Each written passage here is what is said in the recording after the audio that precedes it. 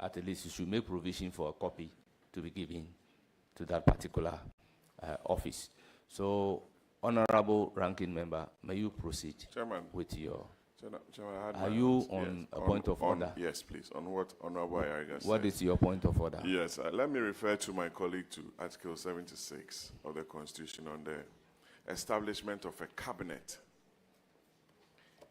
It says that there shall be a cabinet which shall consist of the President and Vice President and not less than 10 and not more than 19 ministers of state. 2. The cabinet shall assist the President in the determination of general policy of the government. 3, talks about there shall be a secretary to the cabinet who shall be appointed by the President. As we speak, all appointments duly made by the President has been communicated to the country. We don't know of any appointed secretary to the cabinet as envisaged under the Constitution. So if a letter is written to the Speaker and copied to the Secretary to the Cabinet, who is unknown, so it's right for the leader, minority leader, to have raised that. We don't have a Secretary to the Cabinet duly appointed in accordance with the Constitution. We know there's a Secretariat, but who is the Secretary to the Cabinet? Who was copied? So let's agree and move. We are talking about the Secretary to the Cabinet who was copied in the... Honorable members, I think from the discussion, the Constitution is very clear that there shall be a cabinet. There shall be a secretary.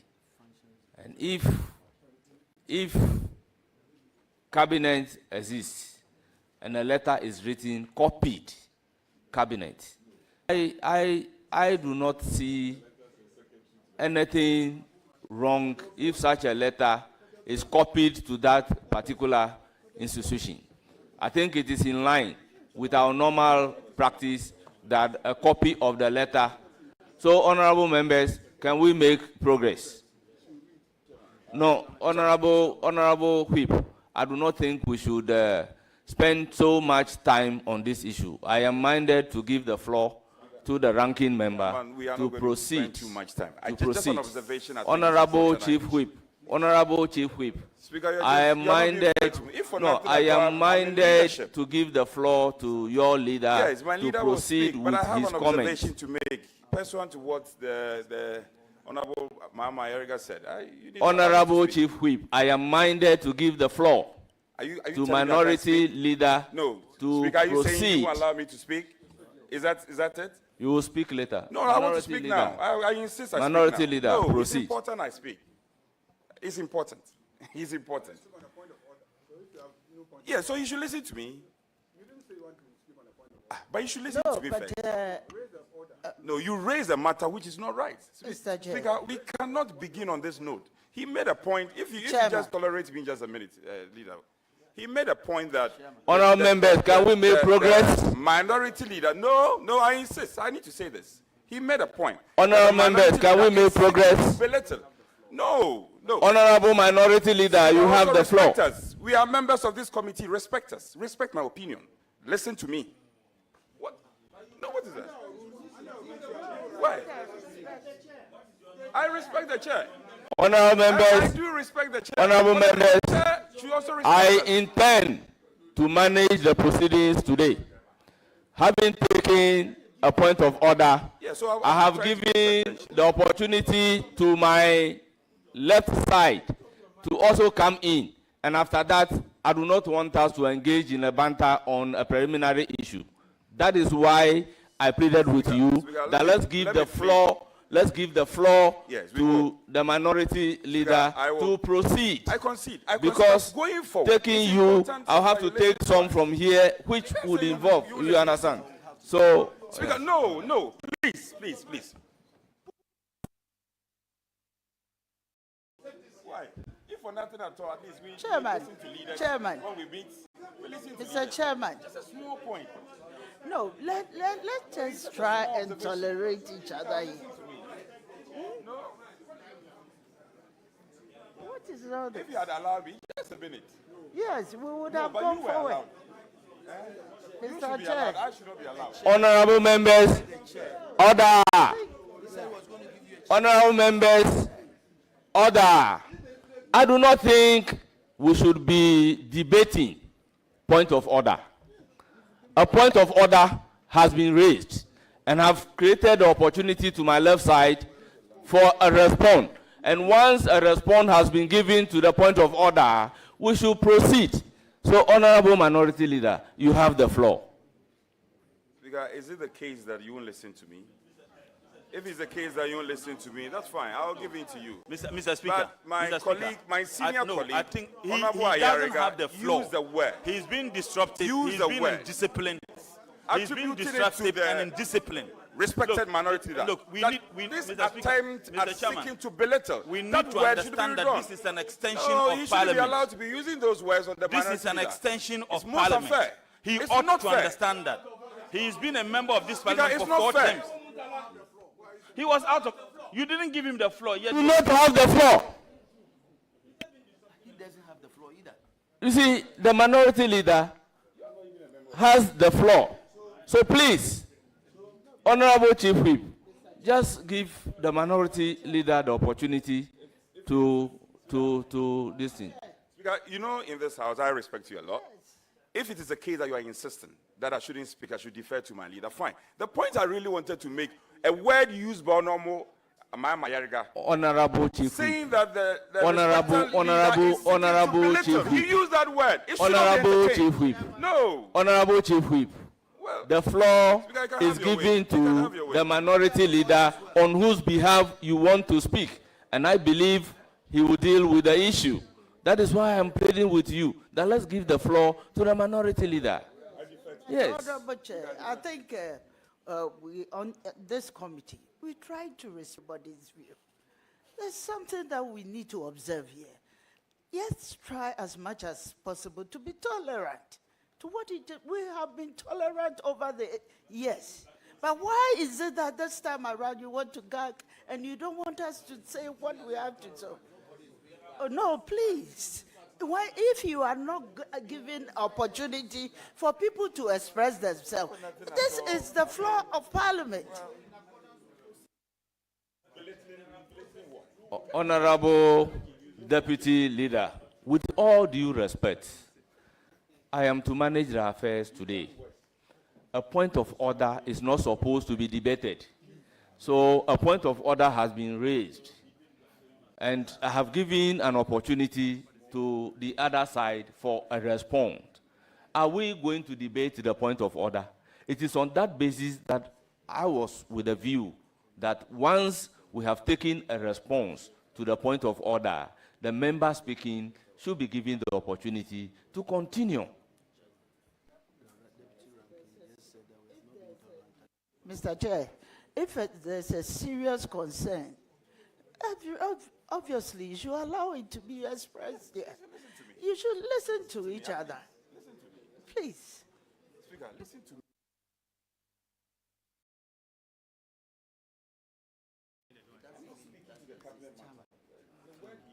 Honorable Minority Leader, you may please proceed.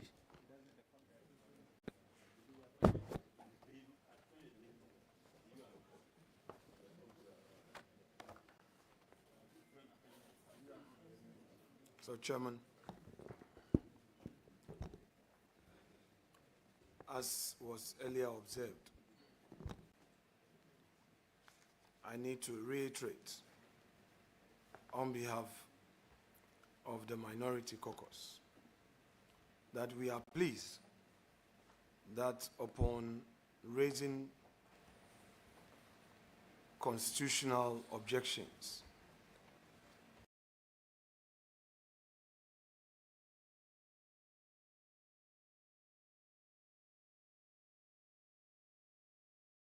to the earlier communication from the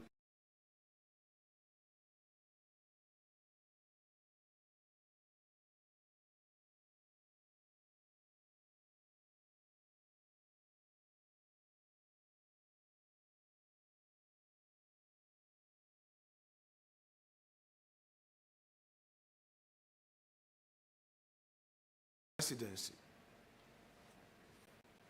the right thing has been done. This time around, Mr. President himself has signed the letter, which letter is dated the 16th of January, about some other matters contained in the letter. This letter has been copied to the Secretary to Cabinet Office, Jubilee House, Accra. In view of Article 77 of the Constitution, which I hereby, with your leave, proceed to read. 76(1), quote, "There shall be a cabinet which shall consist of the President, the Vice President, and not less than 76(2). The cabinet shall assist the President in the determination of general policy of the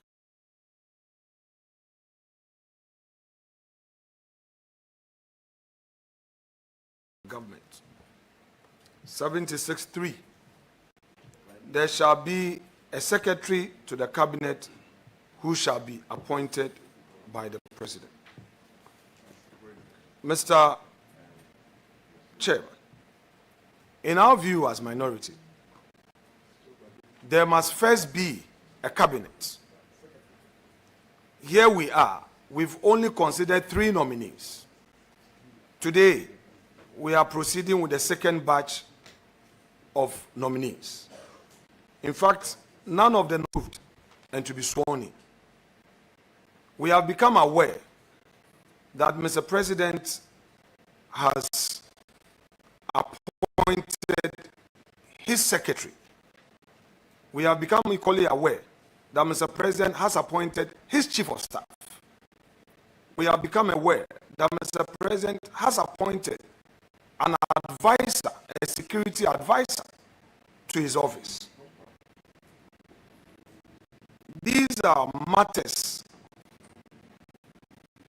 of constitutional importance. Not yet. You cannot place something on nothing. It will fall. That is a rule. The Constitution provides for a cabinet, and we agreed that that cabinet would have a secretariat. But there is no such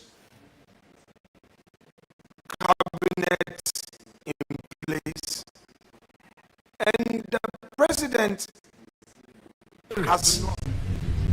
But there is no such cabinet in place, and the President has not even announced the appointment of a secretary to cabinet yet to be formed.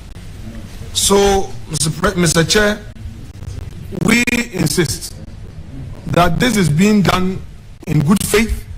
It's our duty as minority to point out some of these things to government. We do not do this to obstruct government. In fact, for the records, this is the first time that major appointment nominations are being considered expeditiously, because our side is of the view that the government must be in shape to get the country moving. We don't want the country to be run by civil servants at the various ministries. It's the reason why we are cooperating with government.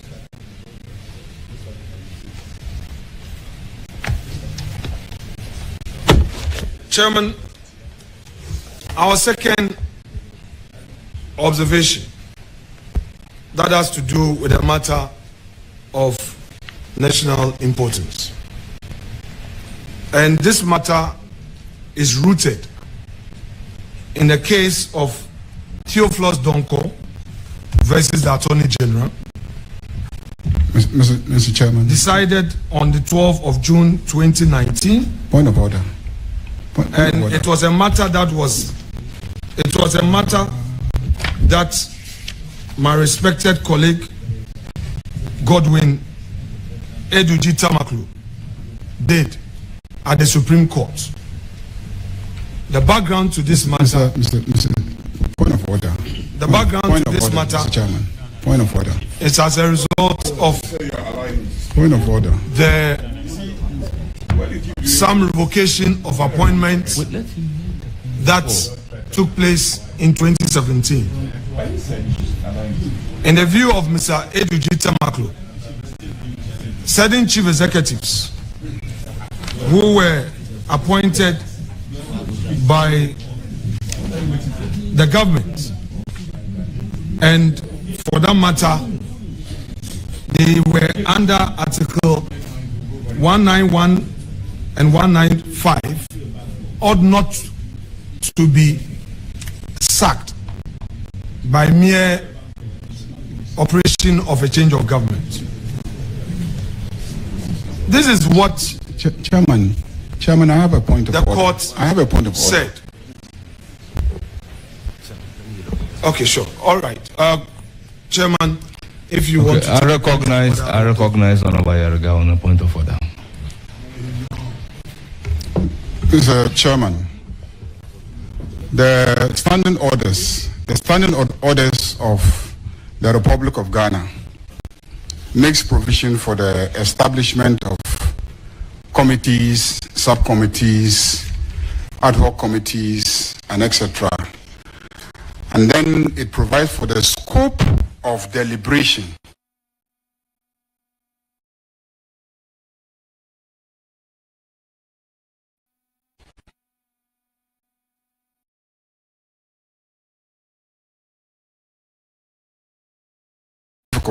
Open your standing orders. Let's read together. Order 267. One of 267 says that in the exercise of the oversight function of a committee, the committee may consider a matter within its mandate. A matter within its mandate. Number one. Number two, 2672 says that where the speaker refers a matter to a committee, the deliberations of that committee shall be confined to that matter. Shall be confined to that matter. The speaker has referred to us the nomination of Honorable Agbodza for the post of Minister for Roads. And he is before us for vetting.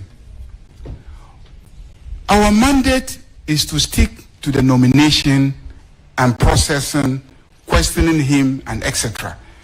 What has that got to do with the case that Iddrisu has initiated? Are you getting the point? And that relates to the appointment of chief executives. Are we considering the nomination of chief executive before this committee? Are we processing any chief executive before this committee? So how does the issue of how chief executives are dismissed, how they are appointed, the proper subject of this committee's deliberation this morning?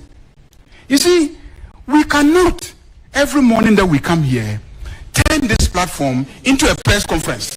We cannot do that. It cannot be tolerated. It cannot be encouraged. When somebody objects, then you say that we're trying to be difficult. Please, we're all decent gentlemen and women here. Let's keep to our mandate. We are here to consider the nomination of 3 nominees that are before us. Let's stick to that. National issues, so what is not a national issue? Whether there's a toilet in my village, it's a national issue. Whether there's water flowing in my hometown, it's a national issue. Because everybody can decide what he defines as a national issue. But we're not saying that it is not even a national issue. We're saying that by our own standing orders, it is not a matter properly before us as a committee.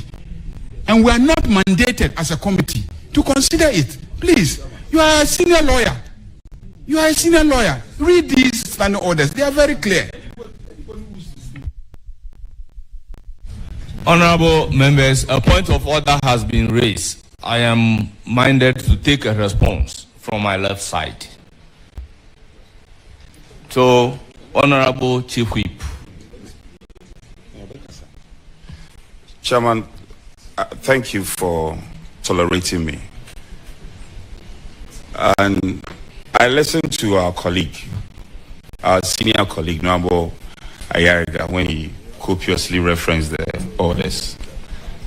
And Speaker, if we want to proceed on that tangent, if you are going by Order 217, I mean, in this strict sense, no, I'm referring to 217. If you are going by the strict interpretation of the orders, we don't even have our mandate to be vetting our honorable nominee. It's unfortunate this is happening whilst the nominee is here, because 217, there is inherent subject matter committee, and these committees have not been constituted yet. So if you are doing a strict interpretation of the rules, then we are not even qualified to be here. Speaker, Chairman, what the leader said is wrong. The minority leader is seeking to raise a national issue, and it will not lie in your mouth to gag him. Earlier on, would you listen to me? Mr. Chairman, earlier on he used the word that the leader he comes here every morning seeking to belittle and also use this as a platform to make all sort of commentaries. We think it's most unfair. He should be tolerant a bit. Speaker, the point I'm essentially making, would you listen to me? Would you listen to me? Honorable members, order. Chairman, so let's go. Order. Yes. Let there be order. Honorable members. Sir, it's interesting he's going by a strict interpretation of the rules. Well, then let's Honorable Chief Whip. Order 217. Honorable Chief Whip, hold it. But honorable members, I hope you come back. Yes, honorable members, let me inform you that we have the presence of the marshal here. I don't want the situation to get to that level, particularly the non-members of the committee. So let's observe some order. Yeah, with respect, I'll just conclude on this matter. On the matter raised by our colleague, he should just be tolerant. And earlier on, they tried to preempt even what he was going to say, which was out of place. Well, Honorable Chief, are you done? I'm just concluding. Okay. So I'm saying that if we are going to go, mind you, we are masters of our own rules. If we are going to by strict interpretation of the orders, then let's refer to Order 217, Subject Matter Committee.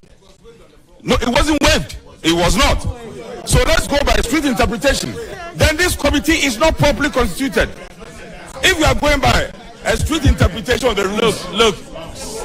So Speaker, our colleague is incoming. You are not even supposed to be in our Parliament. colleague is incoming. He has not come yet. He's incoming. He should be tolerant and listen to the minority Please leader. address the chair. The chair, he's incoming. He hasn't come yet.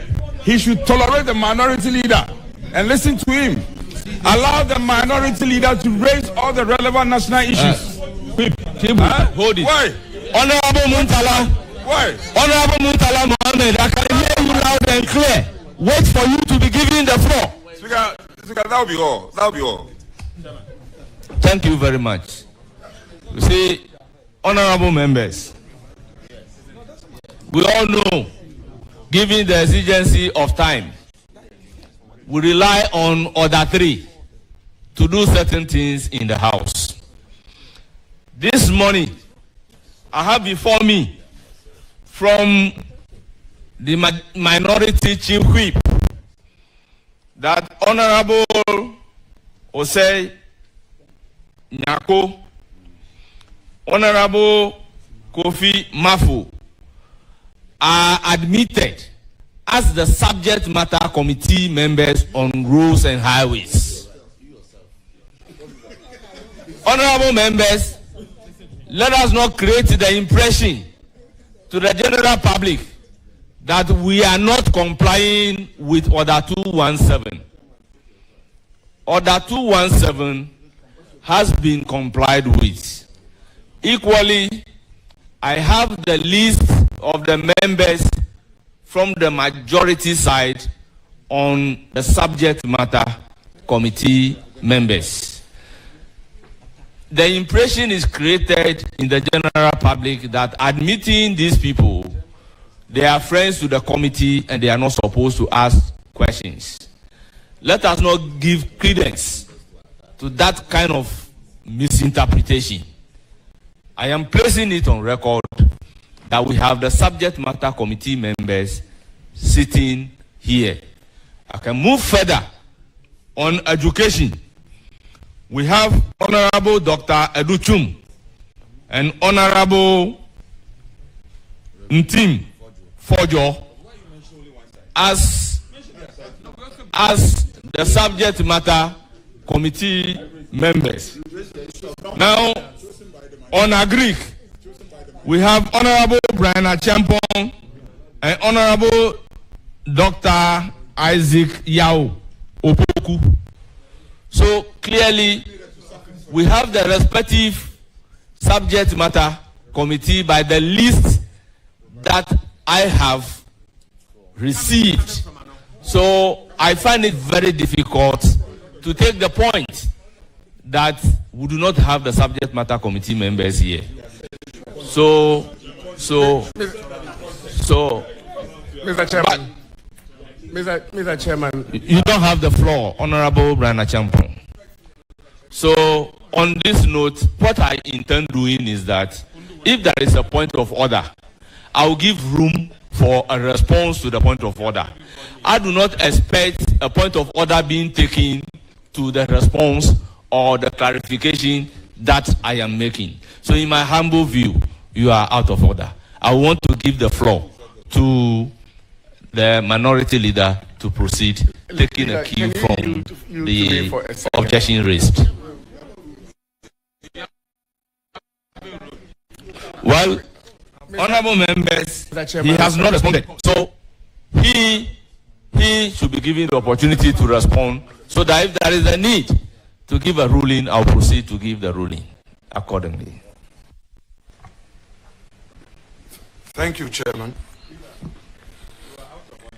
In responding to the objection by my respected colleague, Honorable Mahama Yariga, I shall first lay the foundation of the issue I was raising, and I shall catapult him into giving him a reasoned response, which response I believe, Mr. Chair, will lead to you dismissing his objection. Mr. Chair, the Supreme Court, speaking through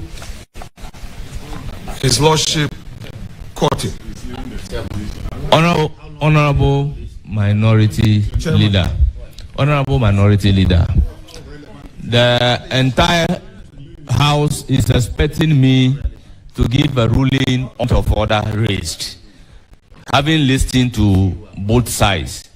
So if you want something to add to the point of order being raised, you are entitled to do so. Else, let me deliver a ruling on the issue. Chairman, with respect, he raised a point of order against me. And I've told you that with your leave, I shall respond. And I will lay a foundation to my response to enable you appropriately determine the matter. And I believe that if that is done, the entire committee will know that his objection was indeed not founded on any law. In relying on the Supreme Court decision, which decision I have already quoted, and the Supreme Court speaking through my Lord Kote, paragraph 3.7, all the way to paragraph 4. I read, the Republic of Ghana is the sole majority or significant shareholder in a number of companies. These include Ghana Airport Company Limited, GCB Limited. Honorable Minority Leader, the point of order for consideration is that Order 267 is clear. When a matter is referred to a committee, the committee must confine itself to the matter before the committee. The issue that you are raising relating to a Supreme Court judgment doesn't relate to the matter referred to the committee. So what the committee will have to consider is whether or not, having regard to the nominee before us, the issue that you are raising relates to that subject matter. Because the referrer is for us to vet the nominee. The issue you are raising has to do with the appointment of chief executives. So if you want to respond, honorable members, order. Honorable members, order. Honorable members, can you listen to the chair in silence? So your response to the point of order should take into allow the leader to speak. Should take into consideration. Chairman, you need to allow the leader to speak. I mean, it's total disagreement with you. Chairman, no. I'm not disrespecting him. I will not disrespect him. Allow the man to make his point. At least, let him speak. Take 10 minutes. Let him speak. Abba. Honorable, we were here, we observed. You were not recognized by the chair. I am not a first timer on this committee. You were not recognized. We observed what you did. We observe what you did. You were not. We observe what Honorable Atufosi did. The man wants to make his point. You keep making this point about tolerance. You keep making this point about tolerance. This behavior is not being tolerant. You are not respecting the chair. Kofi, have you been recognized? Respect the chair. Kofi, have you been recognized, Kofi? Yes. You know it. You know I respect the chair. You have not been recognized and you are equally interfering. It's not right. Honorable members, as the chair of the committee, a point of order has been raised within the meaning of our own standing orders. I'm therefore calling for a response in line with the point being raised.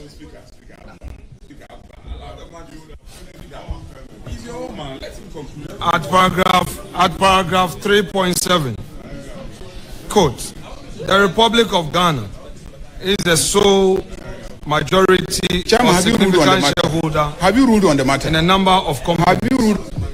Honorable members, include Ghana Airport Limited. Honorable members, it appears the ranking member is not taking the guidance provided. The guidance is to the effect that a point of order has been raised to a specific issue supported by our own standing orders. I am not aware of these particular standing orders being waived. I am looking for a response to the point of order. But if he insists on going on without responding specifically to that particular issue, honorable members, this is my ruling. Chairman, You can't. Honorable Chairman. We have comments. Honorable Chairman. You can't. Honorable Chairman. Honorable Chairman. Honorable Chairman, with the greatest respect, I am as human as you are. The honorable member who raised the objection against me, as we are told, is going to be our new leader. He and I are going to work together. He knows as a matter of fact. Nobody has communicated that to you that is going to. Very well, then I withdraw that. That's okay, that's all right, no problem. With the greatest, that's okay. That's okay. That's all right. That's all right. No problem. Chairman, I was giving my opening remarks. He's raised an objection to an aspect of the submission contained in my opening remarks. I am responding to him. My response to his objection is as of right. The chair must listen in silence to my response and thereafter make a ruling. Indeed, in silence. The chair must listen to my response. Mr. Chair, there's something that is very clear. When Honorable Ayerega had the opportunity, we all went quiet. My side, not a single soul opened his mouth because we felt he was raising a point that will require us to respond. We kept quiet. It is our turn to speak. We should be allowed to make our point. I'm responding to his point of order, and I've said I shall rely on a Supreme Court ruling to lay the foundation and use that to catapult the actual response. And so I should be allowed. And I have quoted the law, and I'm relying on the paragraph. Let me finish reading. When I finish, yes, don't worry. Don't worry. So let me finish, Mr. Speaker, Mr. Chair. I need to finish. So the Republic of Ghana is the sole majority or significant shareholder in a number of companies. These include the Ghana Airport Company Limited, GCB Bank Limited, Goil Limited, State Housing Company Limited, and National Investment Bank Limited. These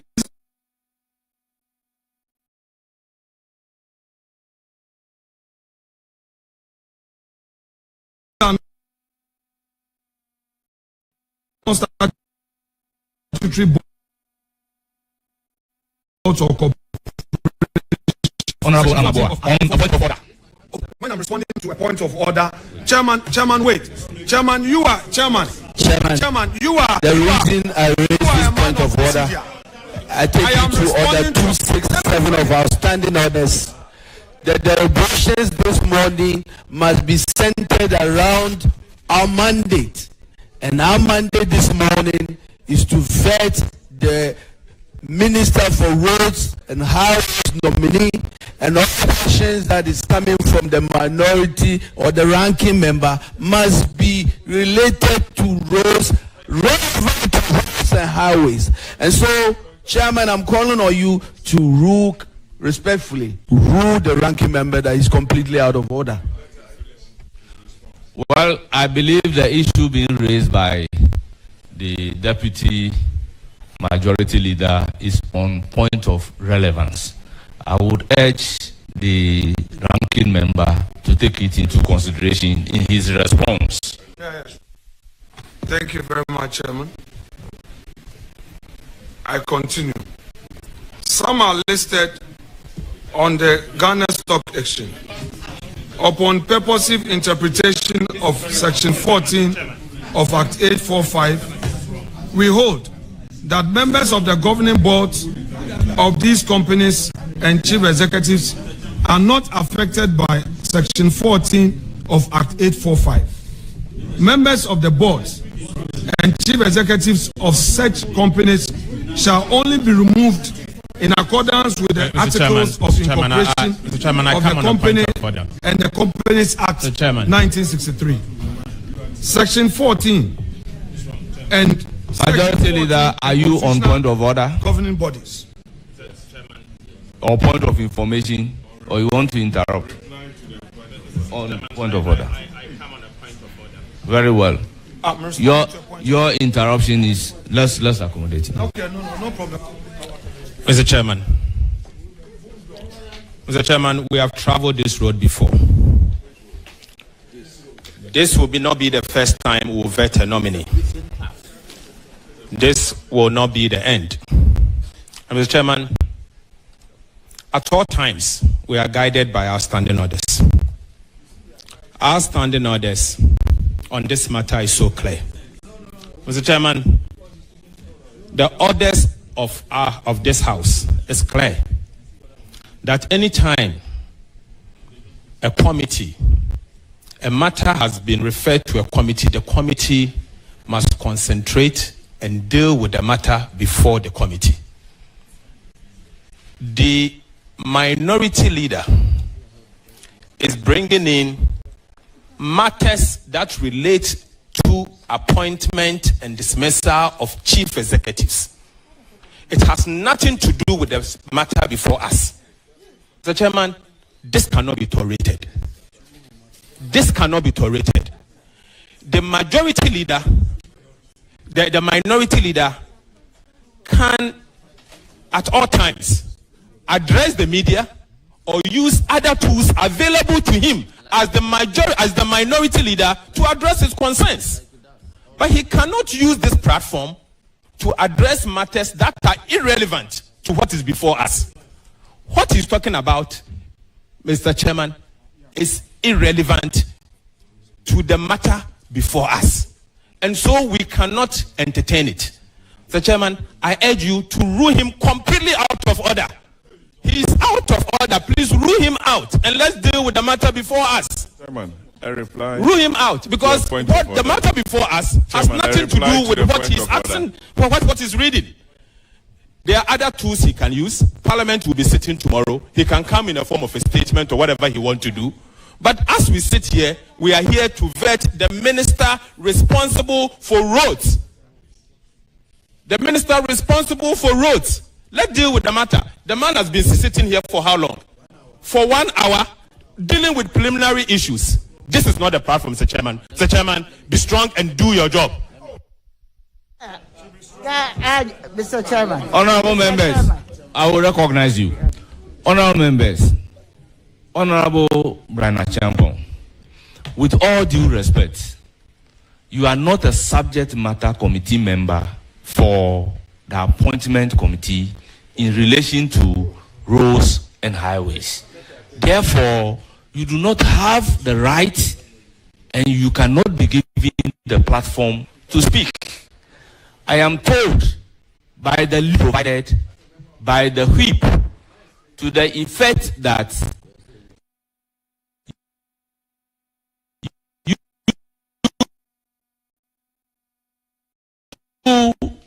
agree, and I'm exactly going to give you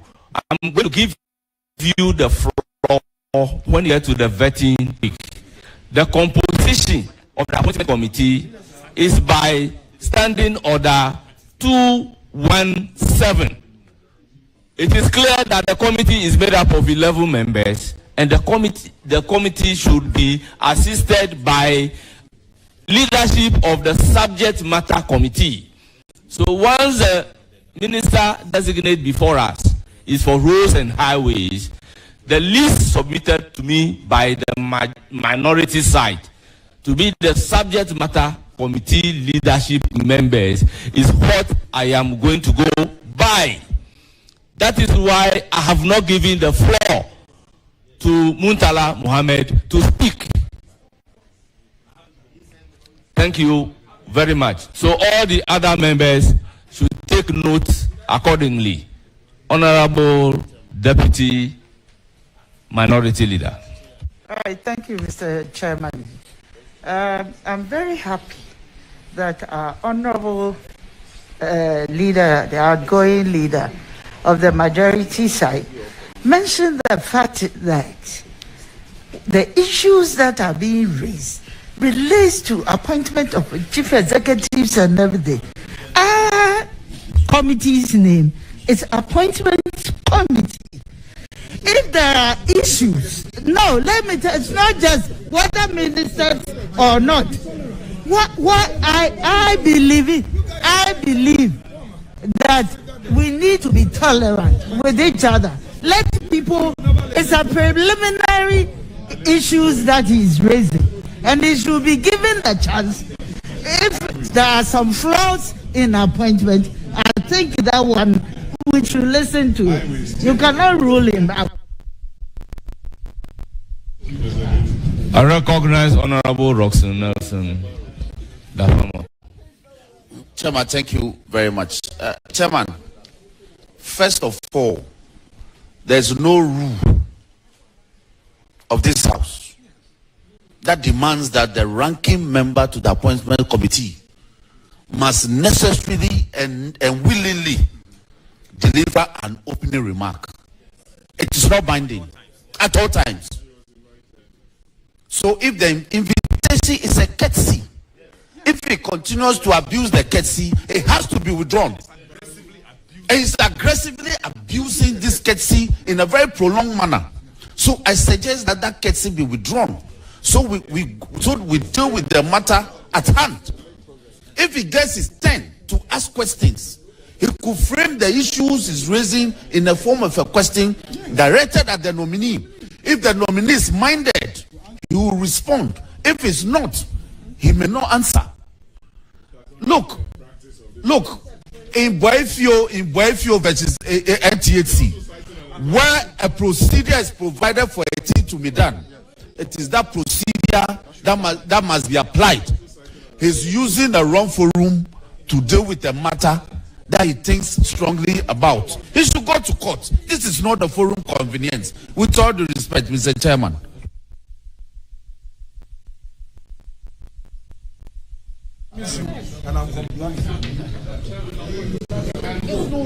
Honor. Okay. Let me hear from the ranking member on roads and highways. Thank you very much, Mr. Chairman. Mr. Chairman, well, this is my first time joining the committee for the vetting of the nominee. I don't want to think and I don't want to believe that this is exactly what happens when the committee meets to vet. I believe all of us are members of Parliament, and at a point in time we have to accommodate each other. I've seen the back and forth. We've been spending almost an hour going back and forth. I was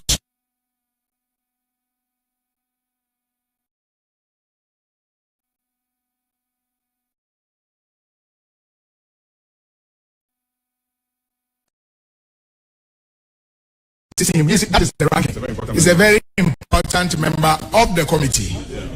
And I will plead with you, Mr. Chairman, if it is 5 minutes, 10 minutes, we have been raising point of order back and forth on this matter. Just give him 5 minutes to wrap up and let us move on. Other than that, well, honorable members, yes, I have listened to all of you, and I'm inclined to say that it is trite learning.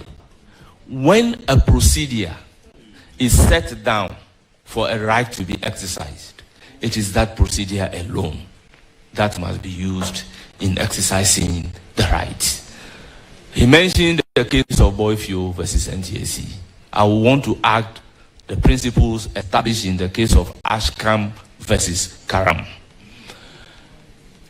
It is also true that when a matter is referred to the committee must limit itself to the referral. The referral to the appointment committee has nothing to do with the appointment of chief executives. I believe it is for a stated reason that the framers of the Constitution does not allow chief executives to be vetted by Parliament. It is for a stated reason that our standing orders do not allow vetting of the chief executives. So any issue relating to the appointment of chief executives, it is not a matter for consideration by the appointment committee. I would therefore urge upon the ranking member not to introduce any matter which is not within the ambit of the appointment committee.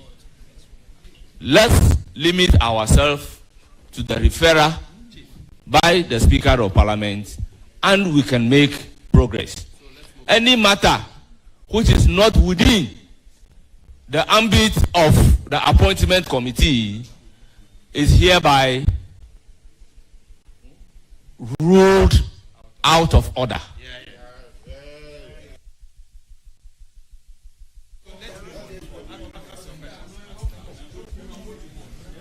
Chairman.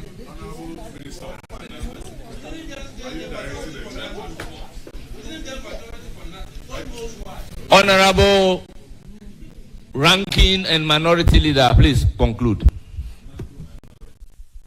Chairman.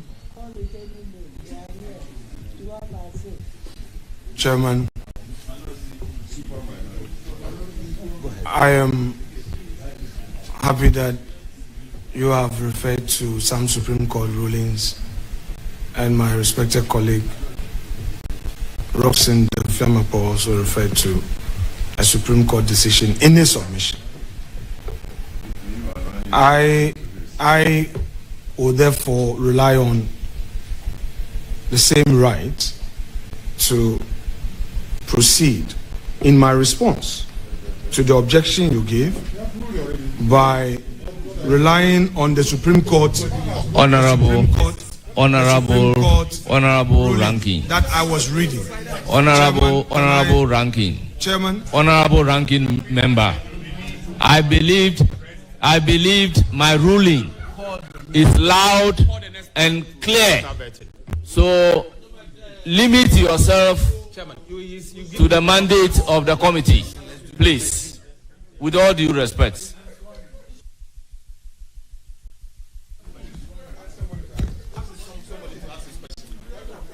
Paragraph 3.8. The Constitution establishes a number of governing bodies for public services. Honorable Minority Leader, you are again out of order. Honorable Minority Leader, you are out of order. Honorable members, can we proceed? Chairman. Honorable members, can we proceed? Chairman. Honorable members, you cannot ask your members to on the mic. Chairman. Honorable members, let's proceed. Chairman. I will call on Honorable Mahama Shaibu to start his question. Chairman. Thank you very much. Chairman.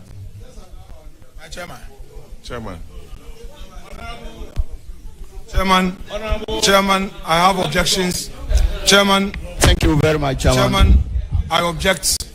Honorable nominee. Chairman, I object to the conduct. Congratulations, honorable nominee.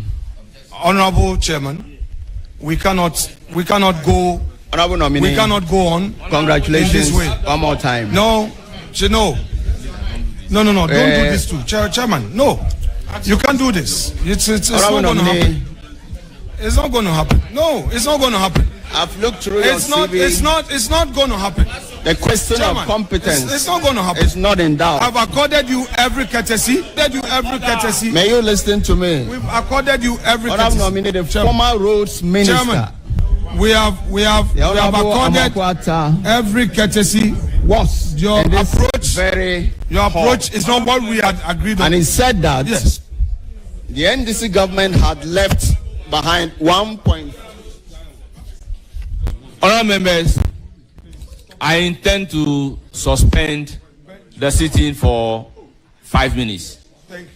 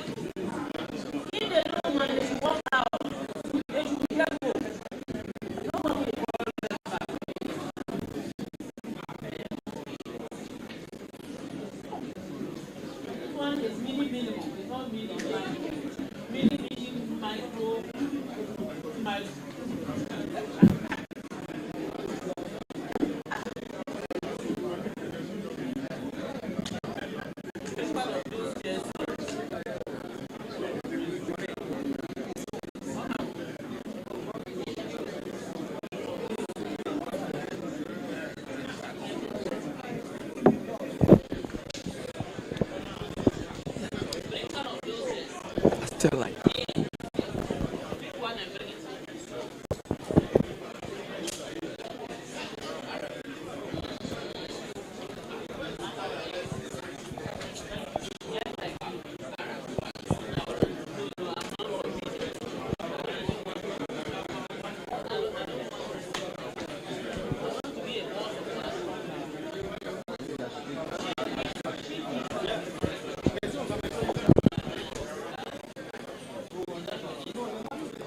Yes, it looks like mine.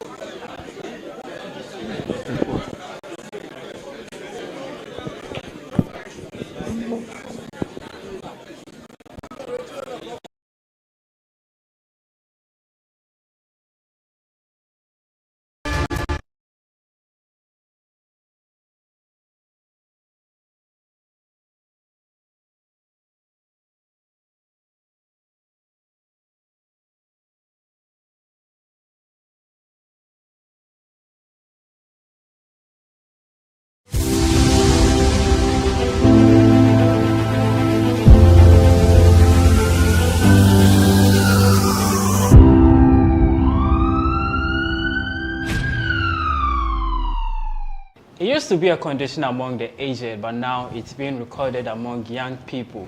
It is nicknamed the silent killer. Today on Health Focus, we'll be talking about hypertension. My name is Elliot Nwete, and I have with me here Dr. Vanessa Mensah Kabu. You're welcome, Doc. Thank you, Elliot. Briefly, what is hypertension? So hypertension basically is elevation of the blood pressure or an elevated blood pressure. So the blood pressure is usually measured with two figures, the systolic and then the diastolic.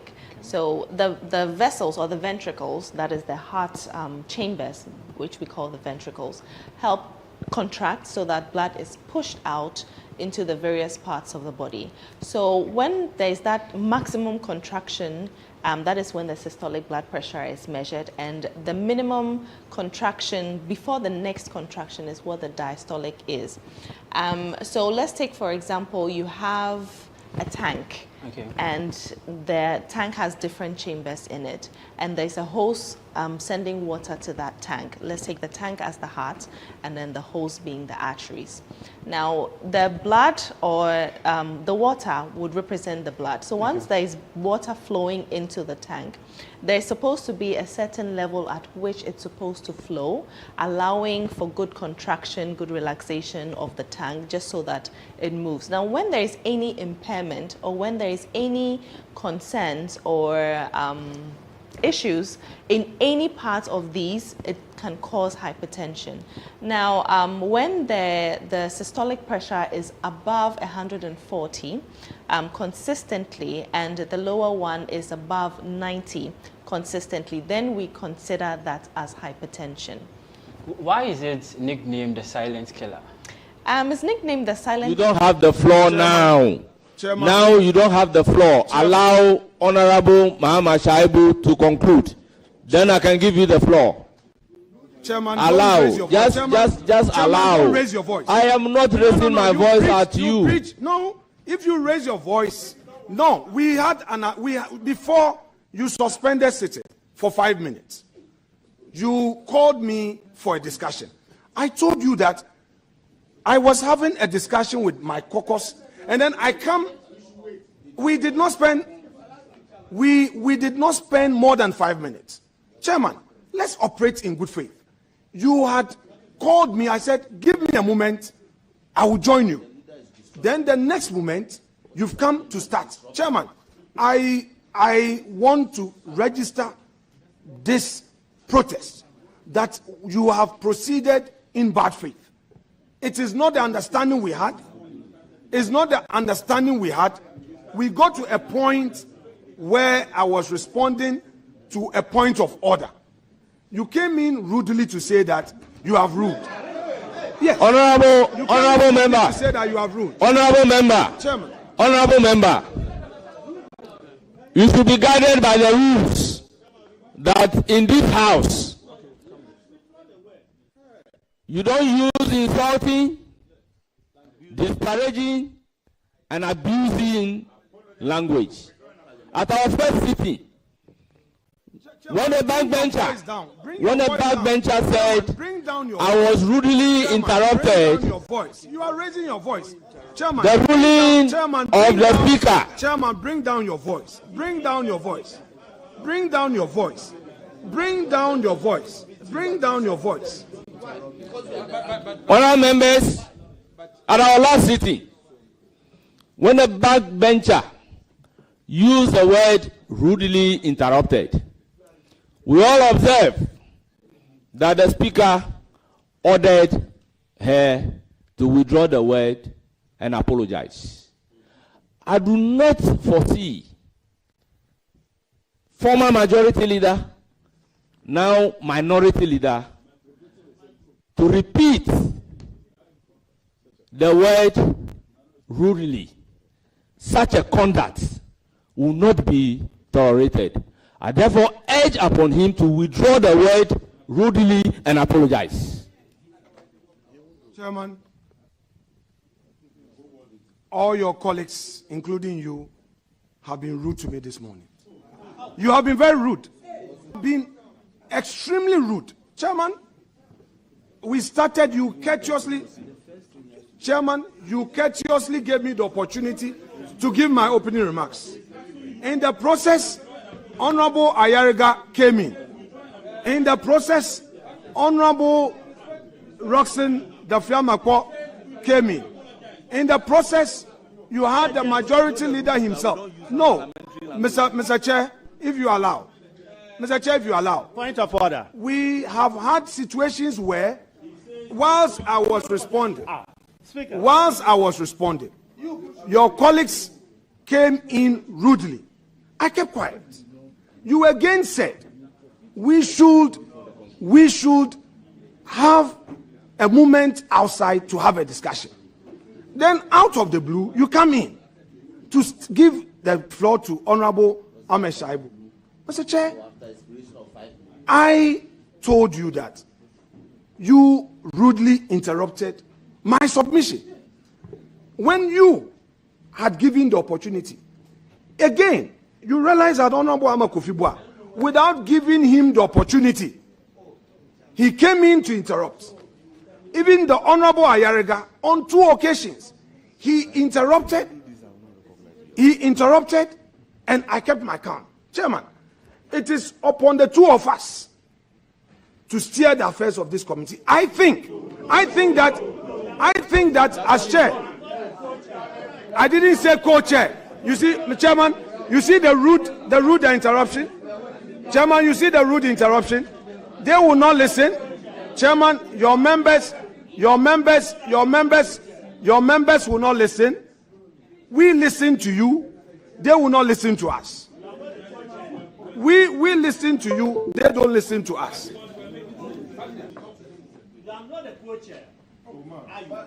We listen to you. You don't listen to. I'm not saying, Chairman. Let me finish. Chairman, I am. No. But you.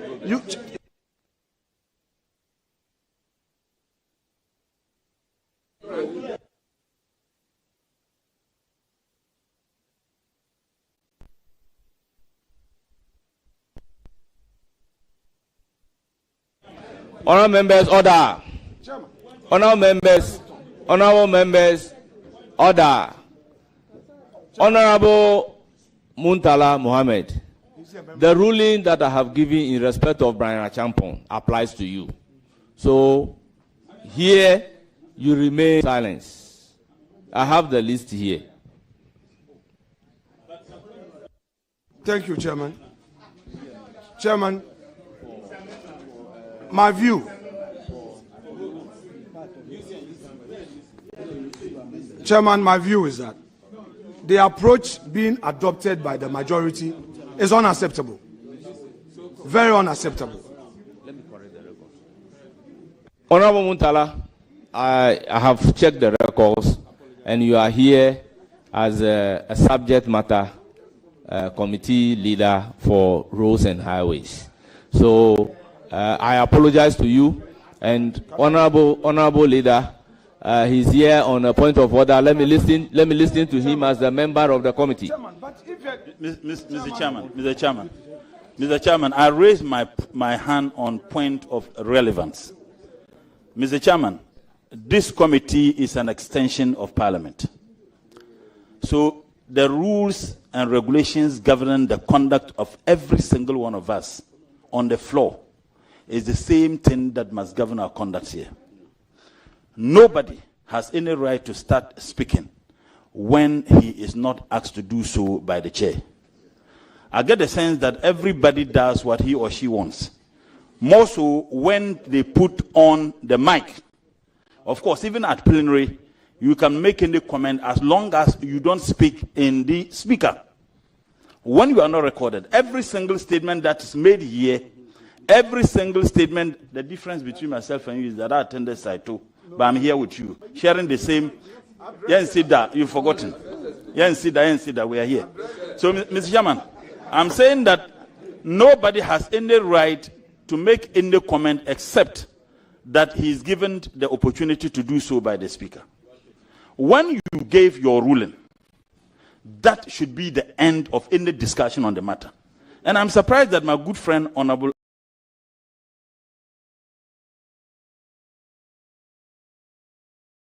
Markins.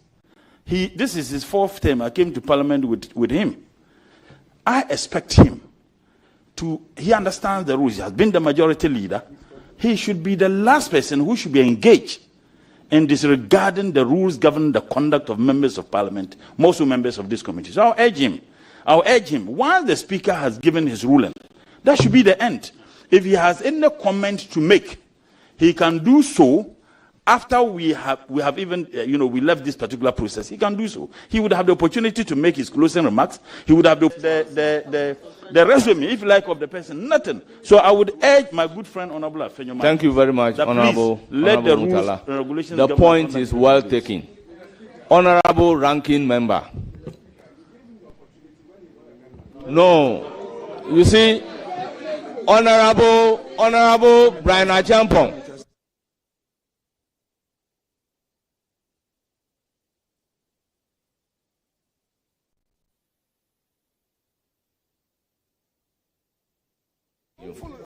Honorable members, order. I apologize to him because I've not advented my mind to the list before me. And by adventing my mind to the list, he's here in his capacity as a leader for the subject matter committee, which is roads and highways. That is why I have given him the floor to speak. Honorable members, the issue on the floor is that Honorable Ranking and Minority Leader used unparliamentary language, to which rudely interrupted, which is similar to what a backbencher has done the day of our very first sitting. He was asked to withdraw and apologize. Similarly, taking a lesson from that, having used the same word, I am urging upon him to honorably withdraw the unparliamentary language, apologize, and let's make progress. Chairman, the context of the use of the phrase rudely interrupted did not amount to disrespect. No, let me finish. Chairman, you see, we all keep our calm, but you don't look to your right. You know what is happening to your right. Please. Chairman, the rate at which I get interrupted is very unacceptable. However, if as you sit to my right as a chair, you feel that the phrase is unacceptable, I think that it's appropriate that same is taken back, and to express my key concern to you that the rate at which I am being interrupted is unacceptable. Chairman, having said that, I would want to say that the purpose for which. So, honorable members, the word rudely interrupted should be expunged from the record. Thank you, Chairman. Chairman, that said, I believe you called off the meeting to enable us address a few issues. We had gone into caucus for just 5 minutes, and we were to come back to you so that we resolve the matters, the reason you call off the meeting, so that we make progress. Chairman, I would plead with you that the approach should be such that all of us will be satisfied. There was a good reason for you saying we should suspend sitting. Without engagement, you to start the meeting. Chairman, I would want to urge upon you to let us resolve the matter and then have a peaceful start. Thank you very much. But Honorable Minority Leader and then Ranking, with all due respect, we have a relationship. The meeting was suspended for 5 minutes, particularly for you and I to engage. I took the lead outside, waiting for you. Honorable Brian Champon, you are being interruptive. I don't expect this from you. I don't expect this from you. Please, former minister, I don't expect this from you. When I walk out, I was waiting for you. You did not come to tell me anything. I only heard that you want 2 minutes and have waited there when the public is aware that I have given 5 minutes. I've therefore decided to resume duty after the expiration of the 5 minutes.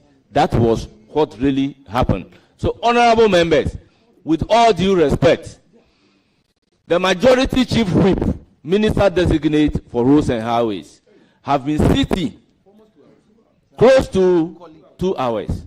Can we make progress? With all due respect, can we make progress? The preliminary issues have taken close to 2 hours, which should not be the case. So, honorable chief whip, I plead with you to give me the opportunity to continue with the proceedings. You will have your turn very soon. So, Honorable Shaibu, please proceed. As a nominee, you may continue to answer the question. Or if you want me to repeat it, that's fine. Yeah. So, I had stated clearly that a few years ago, your predecessor, the Honorable Amwakwata, was in this very hall answering questions at his vetting. He intimated that 1.56 billion Ghana cedis was in the road sector debt that was left behind for them to clear.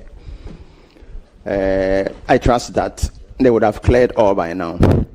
What is the status as we speak? Thank you. Thank you, Chairman. Once again, I thank my colleagues for giving me the opportunity to appear before them. Yes, the question asked by my respected colleague is something the whole country must pay attention to. Indeed, in 2017, our respected colleague, who is no longer a member of parliament, in his word, was alarmed by the fact that the NDC government was leaving a commitment debt of 17 billion Ghana cedi in the road sector and 1.5 billion cedi that being certificates approved, which were not paid. At the transition committee, it turns out that as of today, I've not been to the ministry yet, what they presented to the committee, the NPP government is leaving a minimum of 100 billion Ghana cedi commitment. What you should be worried about, though, is that in that same document, they are saying that certificates unpaid as of today from GOG amounts to about 20 billion Ghana cedis. The ones with road fund is about 15 billion Ghana cedi. What you should be more worried about, my brothers and sisters and colleagues listening to us from outside of this hall, is that if you take the indebtedness up to 2025, which is the road fund debt alone, out of the 15 billion, look at these details. In 2018, we were owing about 113 million Ghana cedi. The interest on the 113 million Ghana cedi this year will be 665 million Ghana cedi. The debt was 113. The interest on the 113 is 665 million. When you take 2019, 210 million. The interest on the 230 million is 960 million Ghana. 2020, we were owing 424 million. The interest on the 424 million is 1.5 billion. 2021, the debt was 616 million. The interest on that is currently 1.69 billion. 2022, 693 million, and currently 1.4 billion. The question is, how do I explain this to the taxpayers in Adaklu?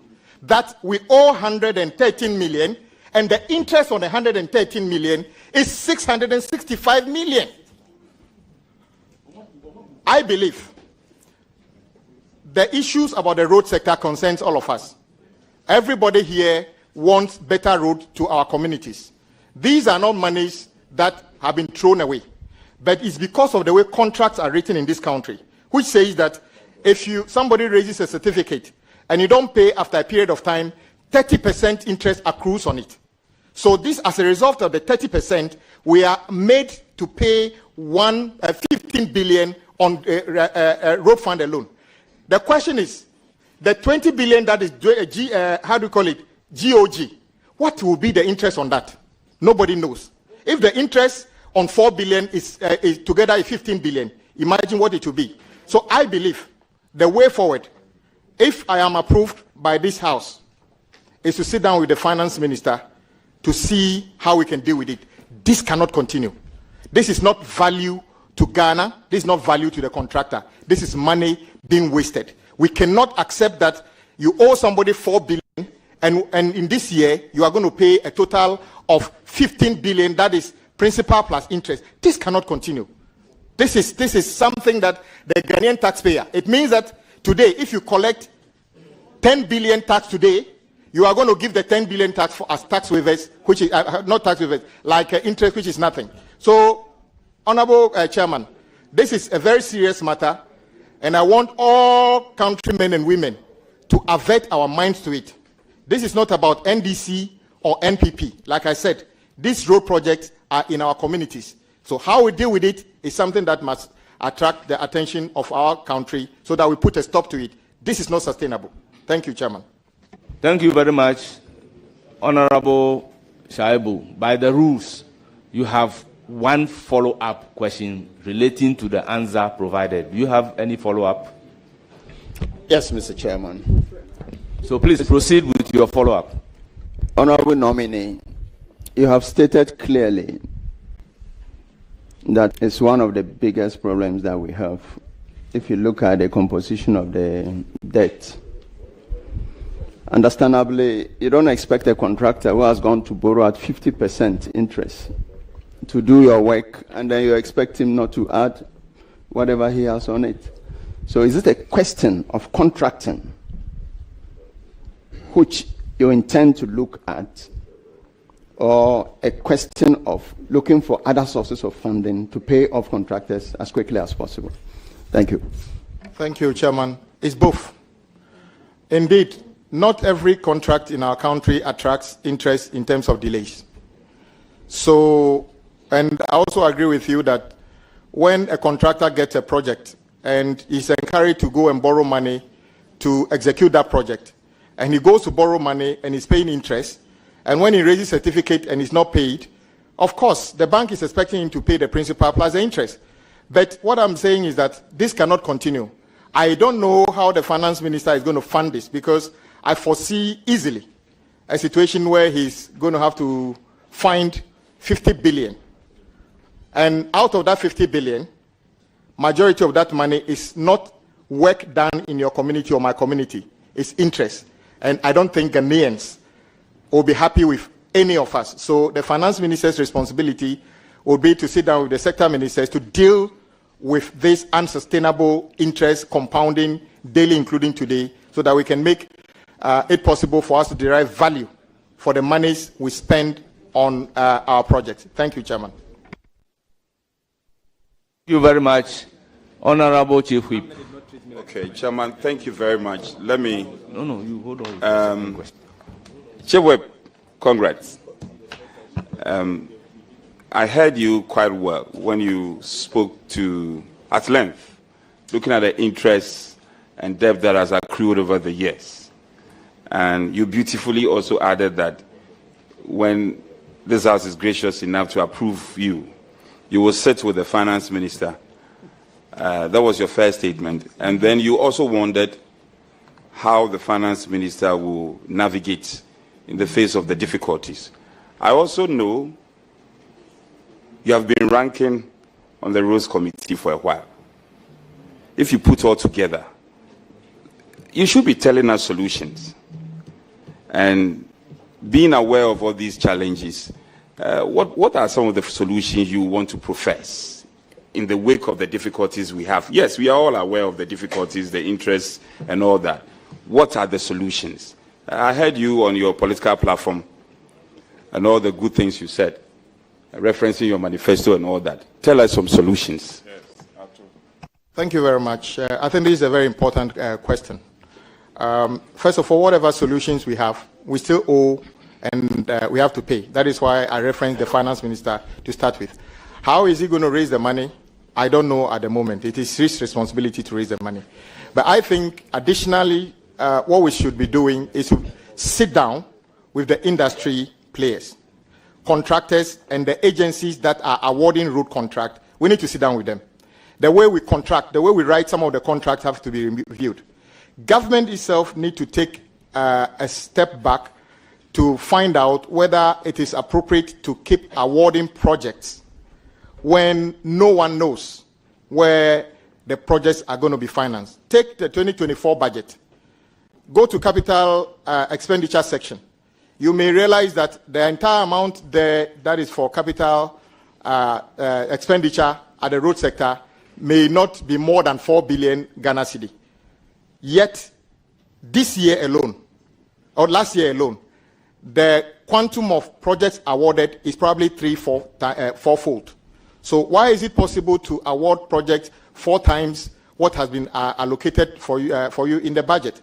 So it is something we need to work out with, and the easiest way to do with this is to sit down with the industry players, the contractors, and the awarding agencies to come up with something that does not actually make the contractor worse off, because we want to build their capacity, and they're also businessmen that are employing people, and also make it possible for government to be able to pay for what we are actually contracted to do between ourselves and the contractors. So the synergy between these should be able to find us a solution that is more sustainable than what we have currently. Thank you, Chairman.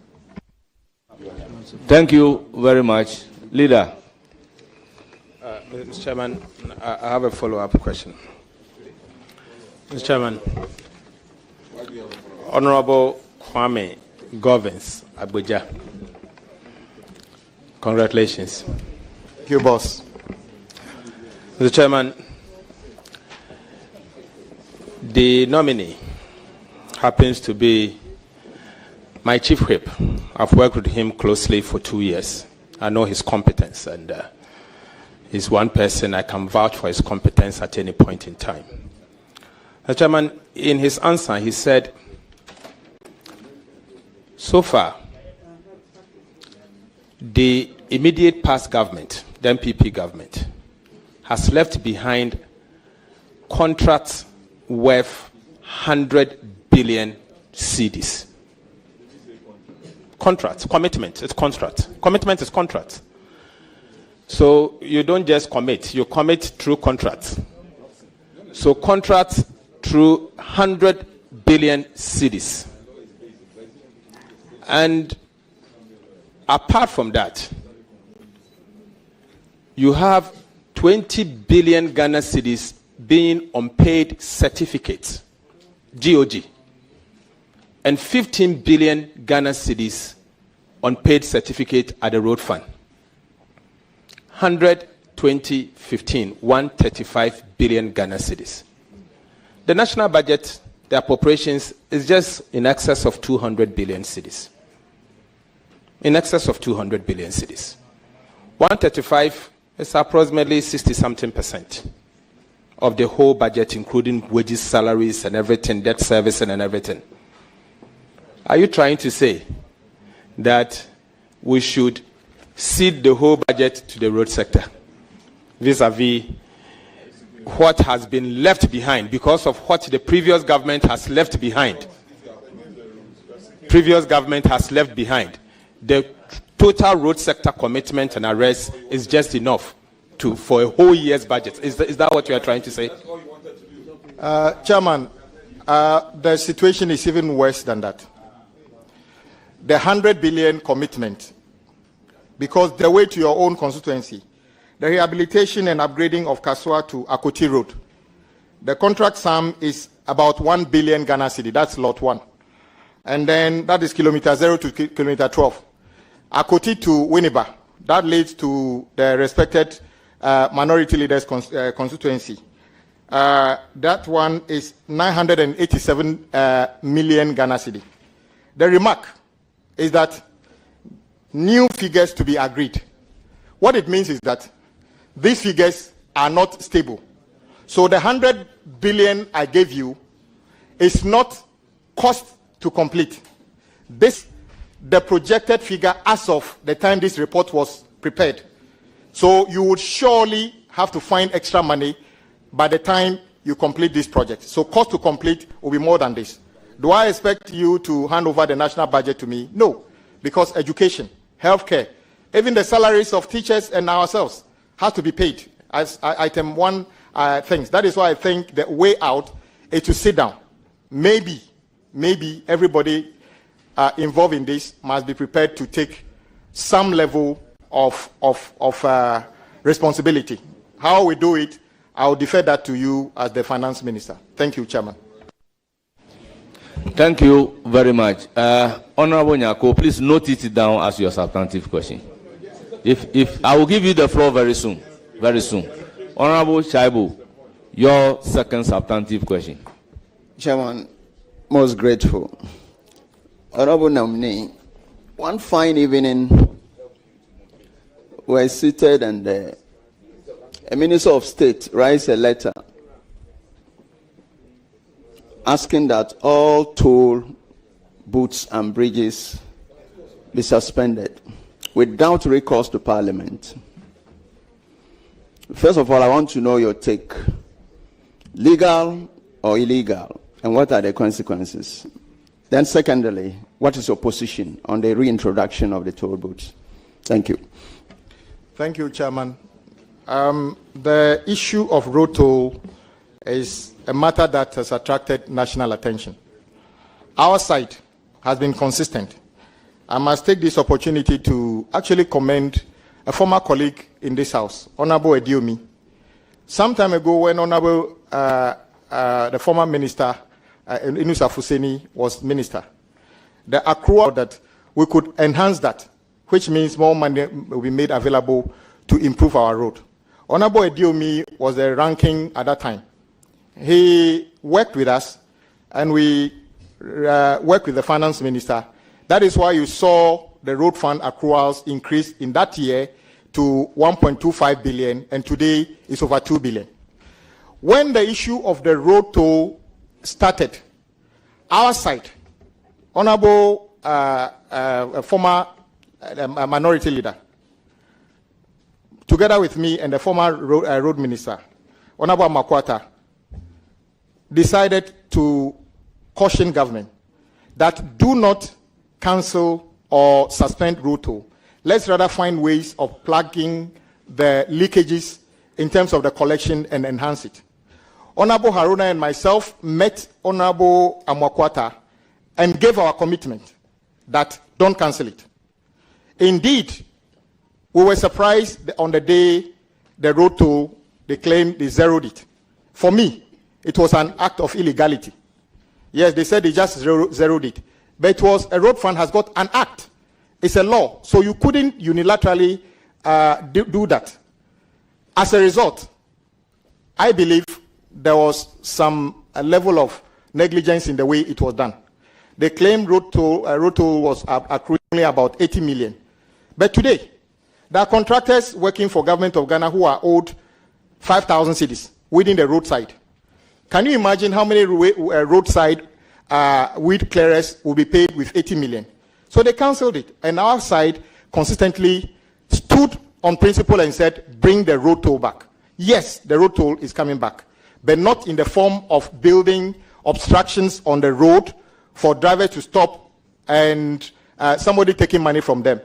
It will be coming back based on a technological platform that make it fair and that make it easy to collect, easy to account for, and for the public to know what the money is actually being used for. Together with the road minister, we shall come out with a policy as to how that will be done. That is my response. Honorable Mahama Shabu, any follow-up? Yes, thank you so much, Mr. Nominee. I'm glad you mentioned mechanization, because one of the biggest challenge is to leave Parliament at 8 o'clock, then go and queue on the motorway for another 2 hours just to pay road toll. Glad you mentioned mechanization. How about the disabled who were fully and gainfully employed at the tolls? Will mechanization be a part of the structure that will bring them on, or you want to leave them out completely? Thank you. Yeah, not at all. I happen to be in touch with some of the former toll booth workers, and they visited me. My colleagues on the road committee know, including my respected ranking Honorable Osei, knows that we've been meeting them. Some of them have moved on, looking for different jobs, but we know some of them are there. If we're going to run this on a new technological platform, we need to find out how many of them can actually participate, if they need retraining or whatever role they can play. So indeed, if it's coming back, we should be able to provide opportunity for some of those who have got experience in working in the toll booths. Though there will not be toll booths, if we can re-engage them in other sectors, we should be able to do that. Thank you, Mr. Chairman. Honorable Shabu, you have the last alternative question, if any. Most grateful, Mr. Speaker. Mr. Chairman, Honorable nominee, can you just give us a fair idea of what the road network, the quantum, the mileage is as of today, and what you intend to do to improve on the road network in Ghana? Chairman, the data from the road agencies put unconfirmed data of close to 100,000 kilometers. That is the road network in various stages. Half of that is motorable. When I say motorable, it doesn't mean they are all sealed, but they are roads you can drive on. The other half is not in a state that is very good, so we need to work on them. Indeed, there are various degrees of road. The roads leading to farms don't have to be asphalted. So we need to work out the need and find out, first of all, how we make roads motorable. Sometimes, if you check, some roads basically need spot improvement. That is, a section is in a deplorable state. Go and fix that one within a reasonable time, especially before the rain starts. If you leave it, it becomes a major problem. So what we'll be doing is to take a holistic review of the road network and see what we can do to make quick interventions to those sections that are the worst and gradually bring it up to meet those that are in the better condition. Thank you very much. Any follow-up? Chairman, I wish the nominee all the best of luck. Thank you.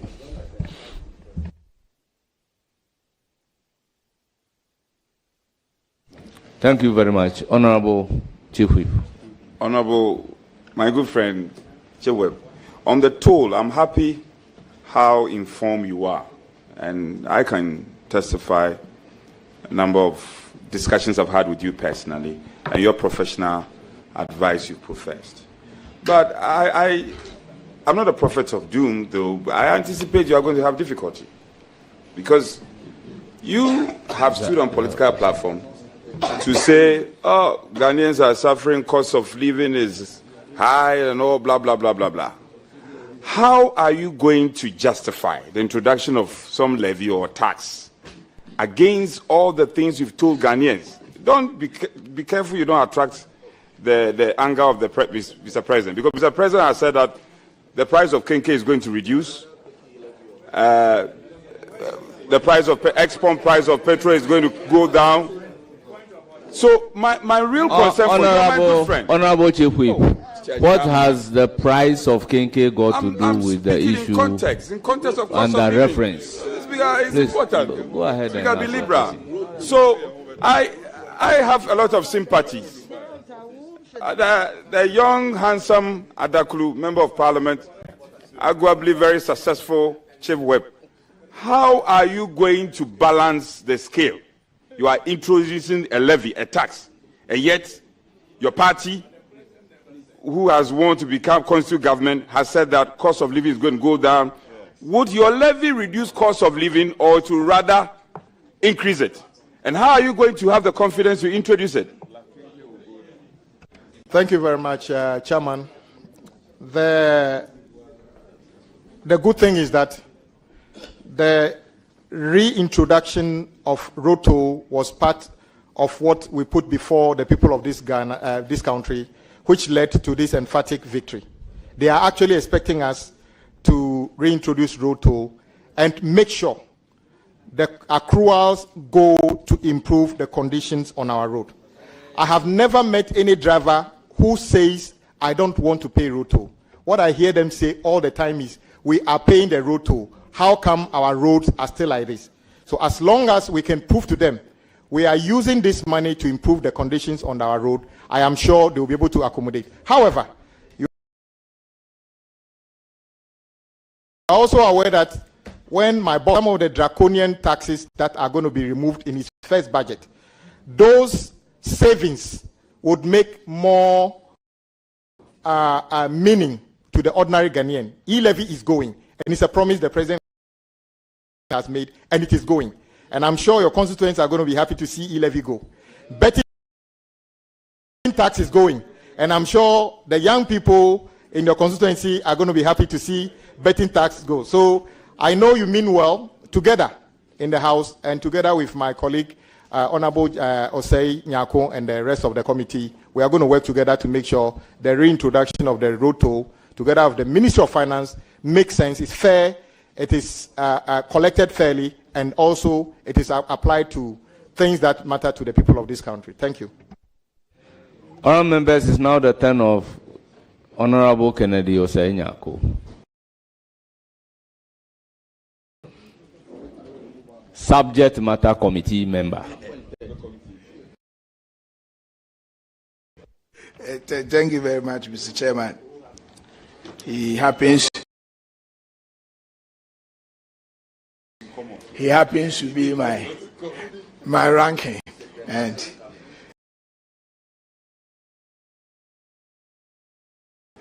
today we will hold a ministry that he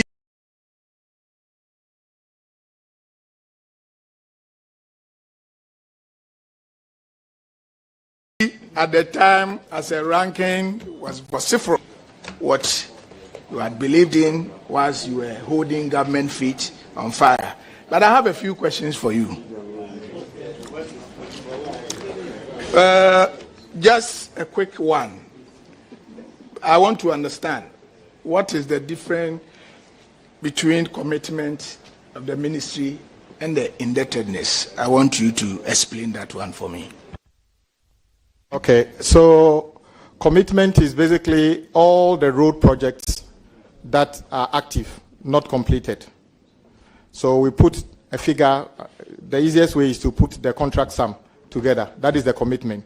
So if you are budgeting, you need to put money aside, knowing very well this year, 20% of road number 1 will be raised. So we put money aside through the finance minister. The debt is what is due to be paid. That is certificates cleared by consultants, either third-party consultants or agency, feeder roads, highways, urban road. That means that you should be writing a check to the contractors or transferring money to them. So that is the difference. One is work on site or yet to be done or certified.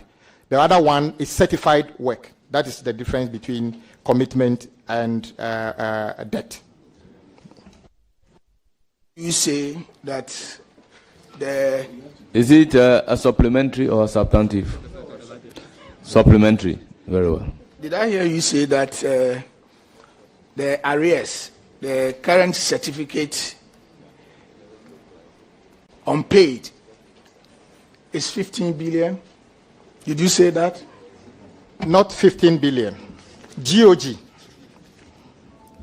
Based on documents provided to the transition team, GOG is in excess of 20 billion. And then, as you and I know, there are two main sources of payment to contractors in this country, road fund and GOG. And most contractors these days, in the past it used to be people wishing their projects are under road fund because accruals are known. But since the days of the capping of the road fund, and if I tell you the road fund story here, it's a very sorry story.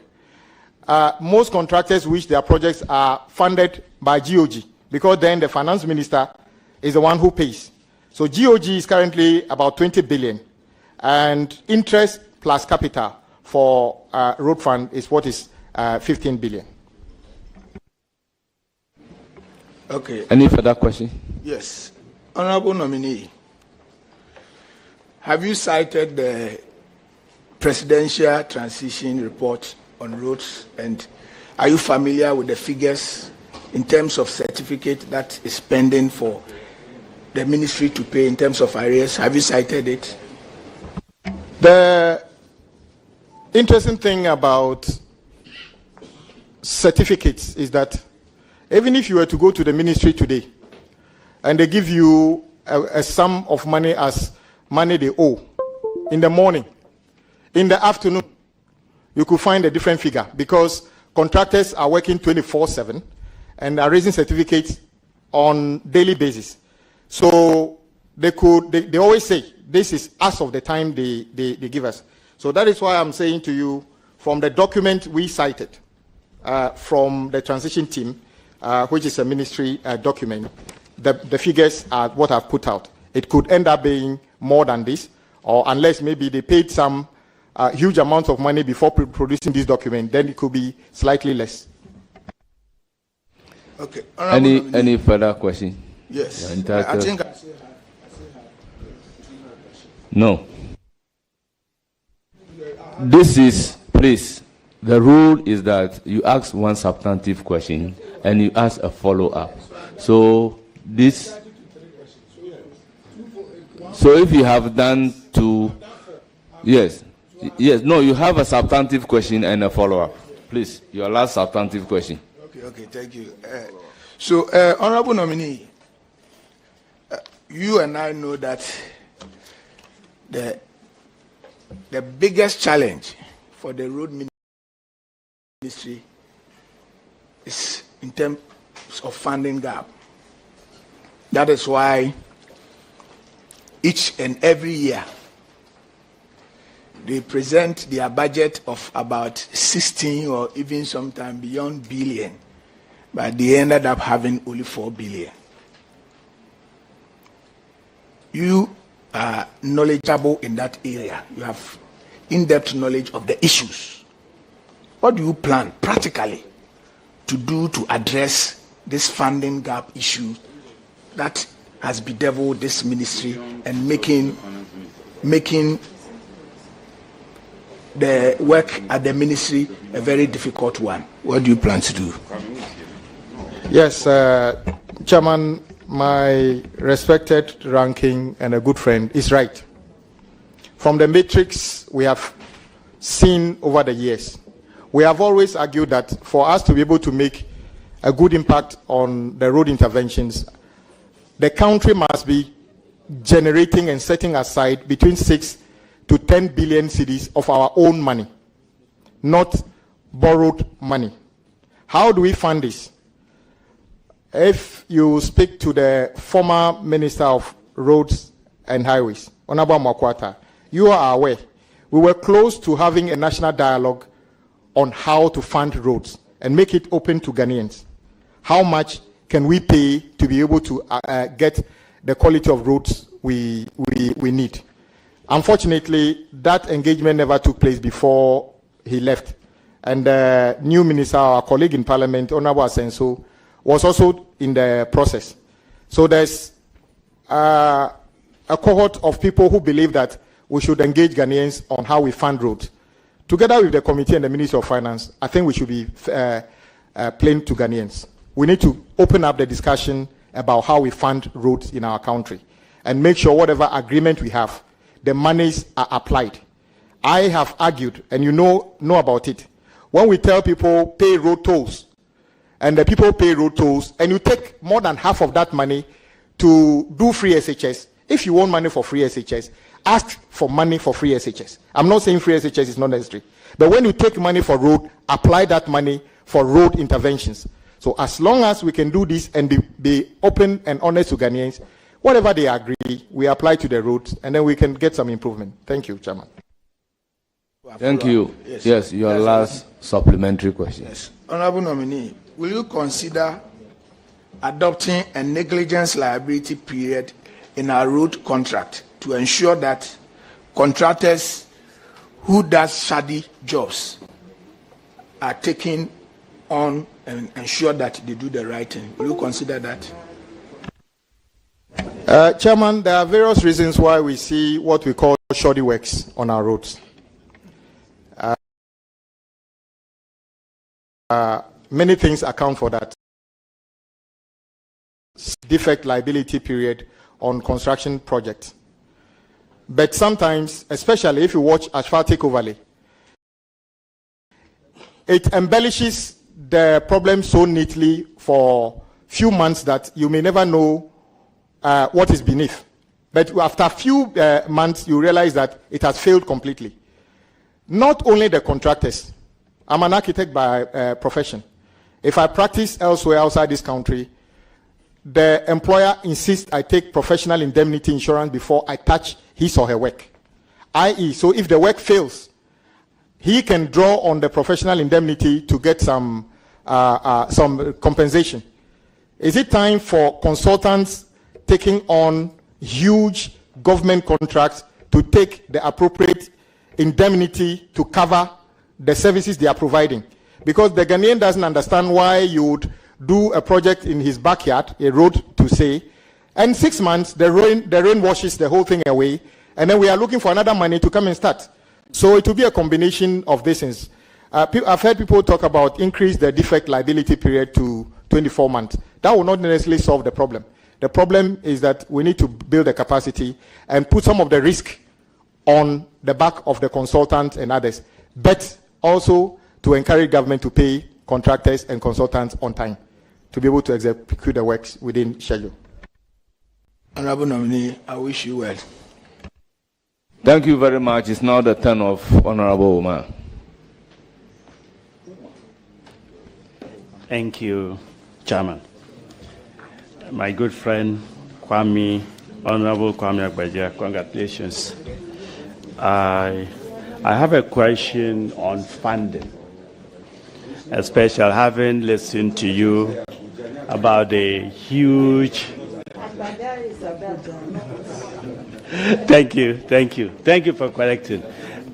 Haven't listened to you about the huge indebtedness in the road sector.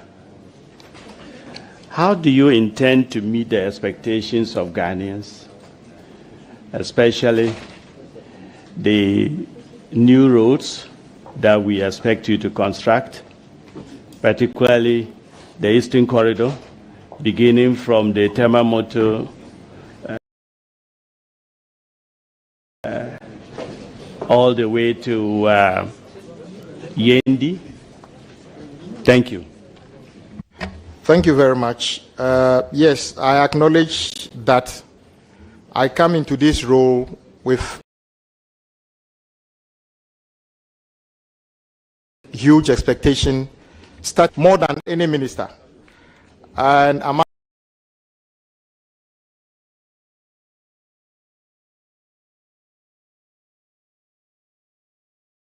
commend Honorable Makwata for that diligence.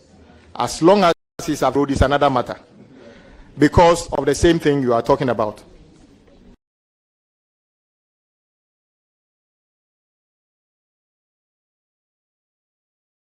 Well, the president, our country,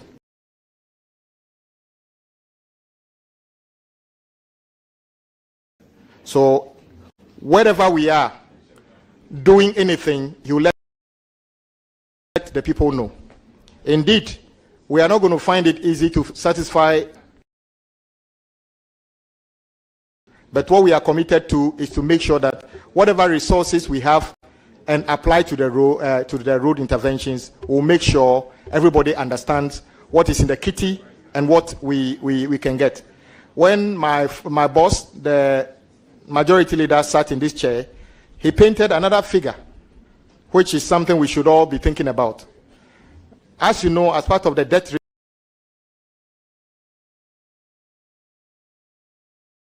restructuring, government bullet payment was just done a few weeks ago when the former finance minister told us. But there are bigger ones ahead of us that we must clear. So we would spend whatever is available to be spent on the road. But as to where we find the money, that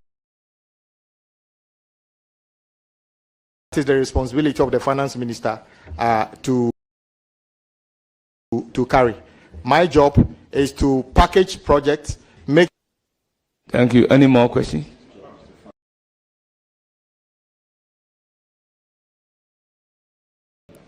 Yes. If a follow-up, you are entitled to. Thank you. Funding methods, at least for us to have either a BOT or PPP roads from Accra using per usage, something like the one we have in the developed country, 10 pikes, so that it can help us speed up transportation network in Ghana. Yes, Mr. Chairman, I gave an indication regarding that when I spoke about the reintroduction of road toll. But I know funding would go beyond just road tolls.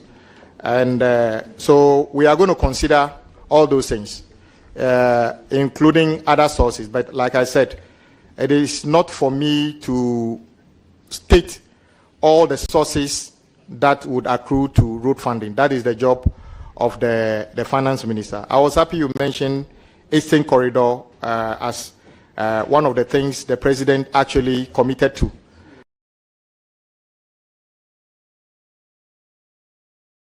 It's a project approved a loan to a company called INZAG. I'm sure they all got caught up in the debt restructuring. So if you go there, the contractors appear to be working, but the rate at which they are working isn't encouraging. So we have our work cut out to make sure we turn things around, and we are committed to doing that. Thank you. Thank you. You are done. Thank you. You want one more, then your last question. Thank you. Mr. Nominee, the President Akufo-Addo disclosed in his 2023 State of the Nation address that his government has constructed 11,974 kilometers of new road. I come from a rural constituency, Zabzugu. We have a lot of rural challenges. I don't see it. And I want to find out from you, is this true?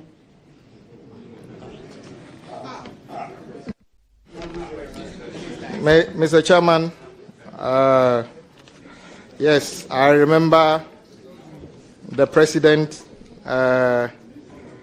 appearing in the House as part of his constitutional mandate to update the House on what is happening in the country.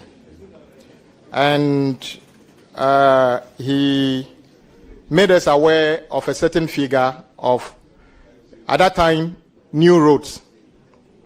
It wasn't pleasant to try to contradict the President, because his source of information are better than mine. But the figure 11,000 just jumped out as new roads. And my side said that was a bit less than the truth.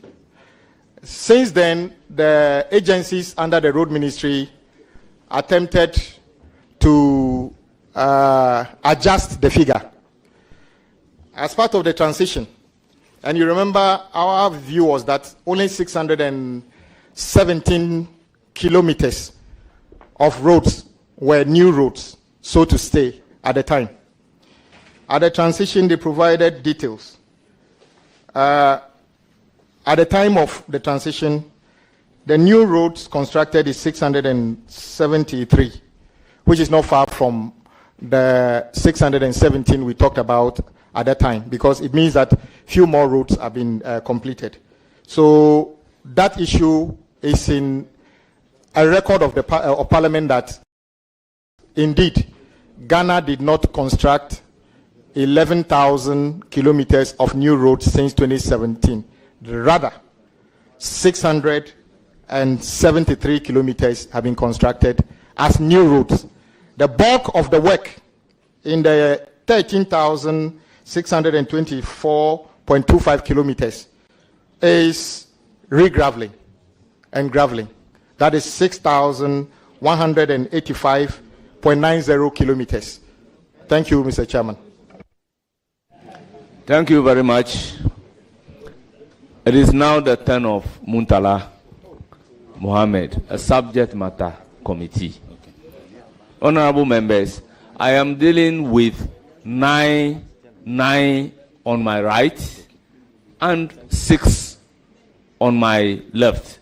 I am mindful of the standing order in 2177 to admit the leadership, but that one will not also make it 1-1. So allow me to chair and balance. Speaker, we will allow you. In fact, we will not just allow you. We will help you to lead and chair. But Speaker, I had already prompted you that, and in this house, you go to your left and then you come to your right, even though we are not seated as we often sit in the chamber. I had prompted you of an expression made by the Deputy Whip. So, Speaker, if you may indulge me, you have gone there. If you may allow the Deputy Whip to have a bite, and then you are not the chairman. Are you the chairman? Putal, are you the chairman?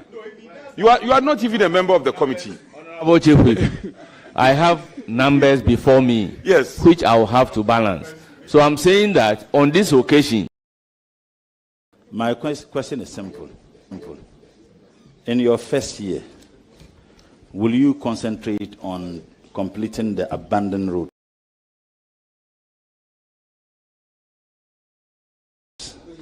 or incomplete roads, or you do it alongside with awarding new contracts? And I ask this question because there are several roads that have been working on for several. The Eastern Corridor one, for example. I have an interest because if the road is completed, it takes me lesser time to travel from Accra to my constituency in Tamale, and it opens up the place. And also there are some roads in Tamale Township that are not, completed. So I want to know whether you will concentrate in completing those incomplete roads, or some of them abandoned, or you would do that alongside with new roads. Thank you. Thank you, Chairman. The President has already given an indication that he will complete ongoing projects. So we have made that commitment and we intend to follow that. But I can foresee a situation where out of need, we may have to start some new projects to address urgent issues. But the first year, our commitment will be to focus on critical road projects which have been abandoned, to make them motorable for the use to which it was originally intended. Thank you, Mr. Chairman. So, okay, let's follow up. Well, I should finish before he comes. Please continue. Okay. My second question: how do you intend to fund the 10 billion big push that President Mohammed and the NDC intends to do? Because that is going to have a huge, the cost is huge. How do you intend to fund it? Chairman, the big push is President Mohammed's big intervention on infrastructure. As a sector minister for roads and highways, it is my responsibility, as I said, to identify critical road projects, package them, after design and everything, make sure it meets the required value for money features, and present them to the Minister of Finance for financing. As we are all aware, the big push is a 4-year, $10 billion proposal. The projects that will go into this basket of projects ought to be cutting edge and the ones that make significant intervention in whichever sector. So they are not necessarily road projects worth 10 billion. They are just big, significant infrastructure projects worth 10 billion. So it equates to about 2.5 billion annually for the 4 years. Mr. Chairman, do you have a follow-up? Yes, a follow-up on that. There's a follow-up on that. Then you can ask your follow-up question. Okay. Then I will recognize the chief. Okay, Mr. Chairman, on a follow-up. I think the challenge that confronts us in this country on the matter of spending such huge sums of money in road construction is the durability or how long those roads last. We have had complaints where contractors finish with the road is commissioned, and by 1 year, you find potholes on the roads. You know, as a minister, taking into consideration the amount of money that government intend to spend on that, what measures are you putting in place to ensure that the quality of the roads that are to be constructed using these monies is something that is of tremendous interest to you and concern? Thank you. Thank you, Chairman. Industry players would put few factors as the reason the roads fail. 2 days ago, I was getting a briefing to the effect that even the materials we use. In some countries, the bitumen that is used on their road are produced by themselves. So the engineers determine the composition. If you watch in our country, even some contractors buy bitumen in drums, imported from somewhere. Nobody is able to determine whether this bitumen is good for our climate. So the materials we use, the design of the road, the supervision. One issue facing the road agencies. Some agencies have, which are supposed to be an engineering outfit, which requires civil engineers, mechanical engineers, quantity surveyors, have more administrative staff than engineers. So you could see an engineer supervising a project, and the capacity is not even there for him or her to be able to do this in reasonable time. So we ought to work on the staffing of the road agencies to have the qualified staff. I've also seen documents that suggest that some of the agencies, the level of the new engineers, the current engineers, compared to when they will retire, there's going to be a gap because we are not recruiting new engineers to be trained enough before they exit. So it will be a combination of how we select materials, the design, the capacity of the contractors, and also government's ability to pay contractors expeditiously when works are done. When contractors work, they are not paid. They vacate the site, and you pay them some time. What happens is that once the money is not theirs, the bank takes the money. You can't actually know whether they've gone to the site to do anything. So to be able to deal with this matter, we should address it on all fours. Otherwise, we will see what we are seeing, where you spend 4 billion on a project and then 10 billion as interest on that 4 billion. It's unacceptable and not sustainable. Mr. Chairman, thank you. I recognize. I want clarity on the point he made, and I think it's important. Please, Honorable Muntala, go ahead and I'll come to you. Honorable Minister nominee, the issue of the quality of manpower that you use, because you give an example that sometimes people are recruited to work in areas where they don't have the expertise, particularly the engineers. Are you going to engage more engineers or more technical people for specific portfolios, or you want to build the capacity of the existing ones? Because I do know that there are some who may not necessarily be engineers. An example is planning. You and I, we all went to the same department. You go to the assemblies, you have people who are not planners, but who have been trained to do works that are supposed to be done by planners. Equally, in the road sector, is it an issue that you build the capacity of those who have been engaged? Thank you very much. Honorable nominee, your response. Yes, I think a combination of both. And fortunately, Ghana has one of the best training institutes at Koforidua, where they train in-house training. Even members of parliament, we do get some capacity building sometimes within our committees to be able to be effective. So indeed, those in the service already need, to update their knowledge. But critically, we need to recruit new engineers and give them that capacity so that we can have a good number of people deployed on the almost 4,000 different road projects going on at the same time across the country. Thank you very much, Honorable Chief Whip. Thank you, Chair, for recognizing me.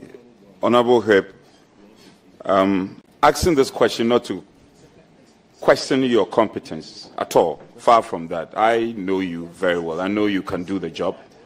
However, I hear, and often I've heard colleagues on the other side brandishing $10 million push. You're holding us a low, yes, $10 billion. You're holding us a low-lying fruit. Now, my question to you, my good friend, is, Paragraph 4 of your manifesto. You've already shown some regret, the extent of the debt, the situation of the debt, which you have regretted well enough, and we've heard you loud and clear. You've also said that you will sit with the finance minister to be in the context of the situation you have at hand. Now, how will you draw the balance of implementation in terms of the 10 billion, mind you, it's not only for roads, broad spectrum infrastructure.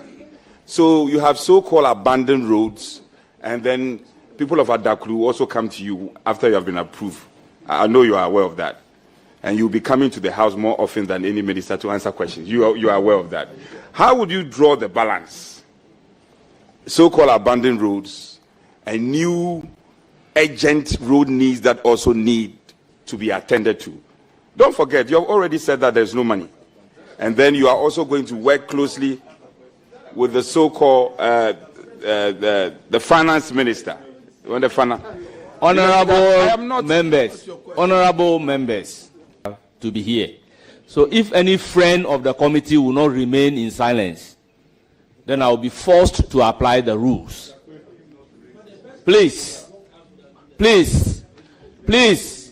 honorable members. Please, Honorable Yusuf.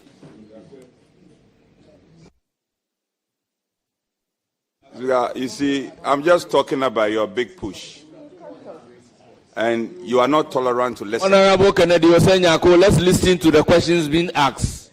Honorable Alasan Soini, please. Mr. Chair, so my good friend, Honorable Agbodza, very passionate about the concerns of roads and the challenges. This big push, which I know you are very excited about,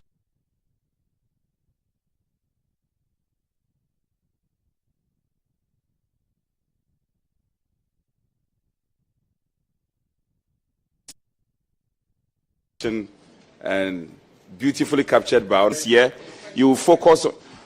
My question is, how are you going to get the balance? Then again, I'm not done. Mr. Chairman, I'm not done. But Honorable Chief Whip, this Honorable Chief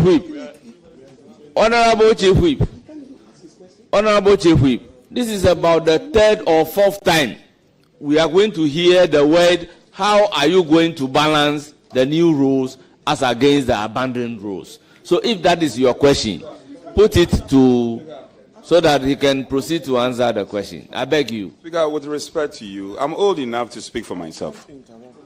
I only employ my colleagues to be tolerant. You had the opportunity, Honorable Muntala. I know you want to be seen on the screen, and so that you can get the attention of Mr. P. Mr. Chairman. Please, Honorable Muntala, you don't have the floor. No, but Mr. Chairman, please, you don't have the floor. No. Please. It's point of order. Please. Honorable Chief Whip. It's point of order. Go ahead and ask your question. Please, Honorable Chief, I'm begging you. It's point of order. Honorable Whip. So how do you get the balance? Abandoned, so-called abandoned roads, and the new ones which may be of good importance. How are you going to get the balance? Yes. Mr. Chairman, it's point of order. It's important. It is important you allow me to speak out. Honorable Muntala, you do not have the floor. So I still insist that you don't have the floor. Ask your question.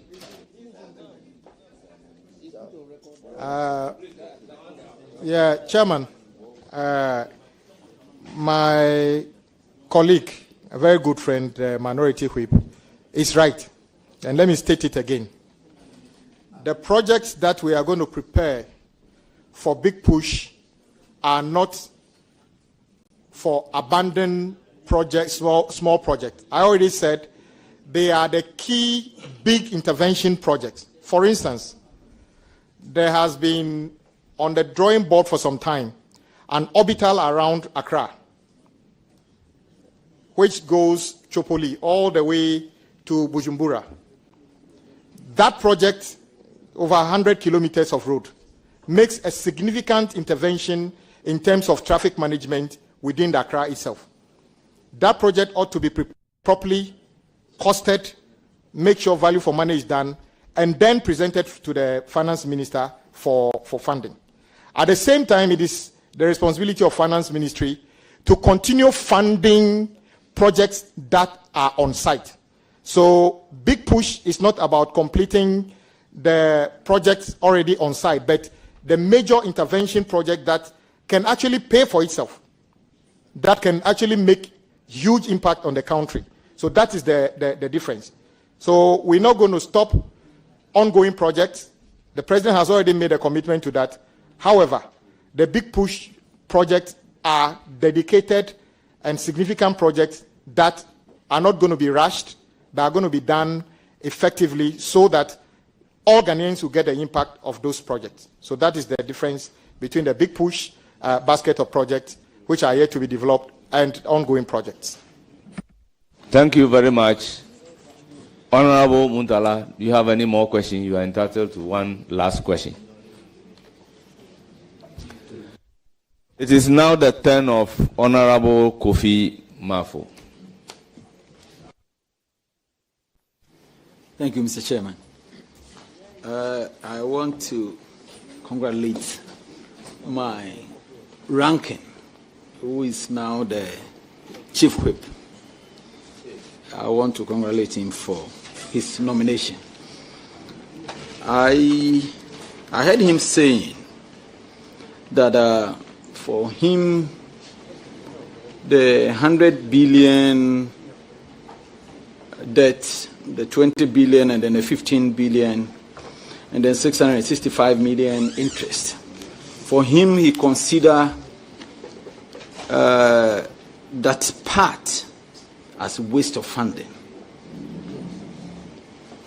I want to ask him, when he said wasted funds, I want to ask him, what does he mean by that? Thank you, my good friend. I call you Kofi, but today, Honorable Kofi Mafo. The reason I say it's a wasted fund is this. If we owe 113 million, and because we are unable to pay, the interest on the 113 million is now 665 million. What it means is that the 665 million is a waste to the people of this country, because that money is not 665 million Ghana cedi worth of road works. It's just the 30% compounding interest on the unpaid certificate. That is what it is. Ghanaians get 113 million worth of road, but they pay extra 665 million extra money for nothing. As interest. There can't be a waste bigger than that. And I'm not saying it's peculiar. It only started today. It is the way road construction contracts are put together in this country. There's something wrong with it. It is not the fault of even the contractors, because I earlier said they borrow money to do this work. If we were to pay them on time, there wouldn't have been the interest compounding. So I don't even blame them, because the 665 doesn't even go to them. Perhaps they borrowed money from the bank, and they have to give them that money back to the bank. So the only winners in this case might be the banks. But is a road ministry supposed to be a source of good business for a bank this way? Yes, they can be good business, but not in this format. Thank you, Chairman. Thank you very much. Yeah. Your second question, or you have? Okay. Yeah, Mr. Nominee. Yes, I want to ask you, if you become the minister, what are you going to do differently? Yes, okay. Yeah. So that 665 million wasted funds will not be there? Well, my answer to that I've already provided. That as for payment, it is the Ministry of Finance job to find the money. But what I can do to help, and as I stated earlier, is to bring together the stakeholders, contractors and everybody. I am sure if we were to call contractors and sit down with them and say, look, this debt, frankly speaking, the finance minister, who is the leader of the house, has already stated, if all the taxes we collect is 200 million, a billion, you can't hand over all that to just one ministry. And if you keep that money on the books, it keeps getting worse. So maybe, we need to sit down with all the stakeholders to see where we can draw the bank in. After all, did we not see the whole country try to negotiate debt that is owed, even individuals? So I think that the time has come for us to bring together all players in the road sector to see how we can make this sustainable. You see, if government keep owing and we are not paying, we are not even a better customer to the contractor. That is why today you call some contractors, want to award them work, they will tell you it's better to sleep than to take the job, because they take the job and he's got debt on his head. So we need to make construction attractive business to recruit and give employment to young people, especially those in the technical fields, engineers and everything. At the moment, that is not happening. So we'll sit down with the stakeholders to see, maybe the committee can get involved, as we call the stakeholders, and chart a new path. Surely, this is not sustainable. We can't continue this way. Thank you. Any further questions? Yes. Yes, go ahead. Mr. Nominee, I want to find out from you. This capping and decapping has become an issue in Parliament, and you have been an advocate against capping. Tell me, how are you going to decap this particular road fund that? Yes, you are right. I've been an advocate of decapping statutory funds, especially road fund. I worked out something. When you see the amount of money collected into the road fund and the amount of money released to them and the one that government pays at GOG, it turns out that basically the finance ministry just take part of the road fund and keep it and give it back to them as GOG funds. So in other words, they don't actually put in much money of themselves.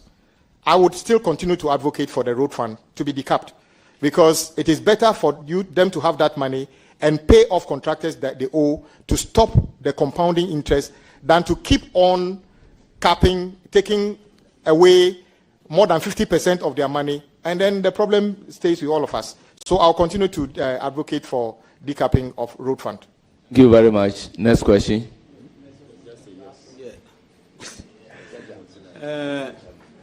Probably your last question. Yes, my last question. Mr. Nominee, you were on record as saying that 240 million was used, $240 million was used for Yigate. Migration Service came out to debunk it, stating that they spent $1.7 million. I want to find out, do you still hold on to the 240 claim, or you agree with Migration Service? Thank you very much, my good friend. Actually, I spoke in context. And the rebuttal by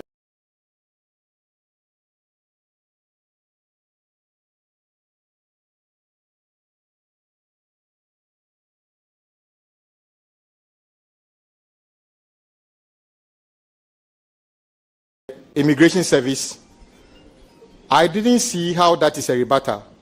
I see it as even a confirmation of what I said. Because, in effect, what they have said is that they were talking about the total cost, the life cycle cost of the project, which is what? 297 million instead of the 240 million. So I was wondering what kind of rebuttal is that? That I allege that you were doing something for 240, and you come out to confirm that you were doing it for 297. But the difficulty for Ghana Immigration Service is that they probably don't know what they were doing. Indeed, the few physical immigration, e-gates that were planted could cost 1.7 million Ghana cedi. But if government had listened to what I was saying, it wouldn't have resulted into some of the embarrassment we saw at the airport when the vice president was trying to commission it.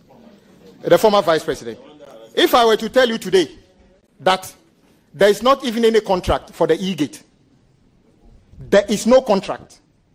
So what the 1.7 million they were talking about, there's no contract. And they didn't know. I'm a ranking. I have information. This is a letter signed, this is a memo from the Ministry of Finance. When I started talking, do you know what they did? This memo is dated 19th March 2024. And what is the memo saying? Submission of final proposal on the development of a national border management system. Are you aware that this project is already being implemented by Ghana Civil Aviation Authority? And the e-gate was supposed to be done for free. Why are we even supposed to pay $1 for something that we are supposed to get for free?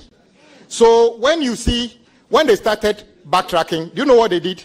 They now went and did this memo, and the memo title I've given you. And now they said, Honorable Kennedy Nyako and Honorable Yusuf, order. Let me read to you. They said contract value, 147,765,627 million dollars. Then they said contract duration, 10 years. Support and management fee, 10%.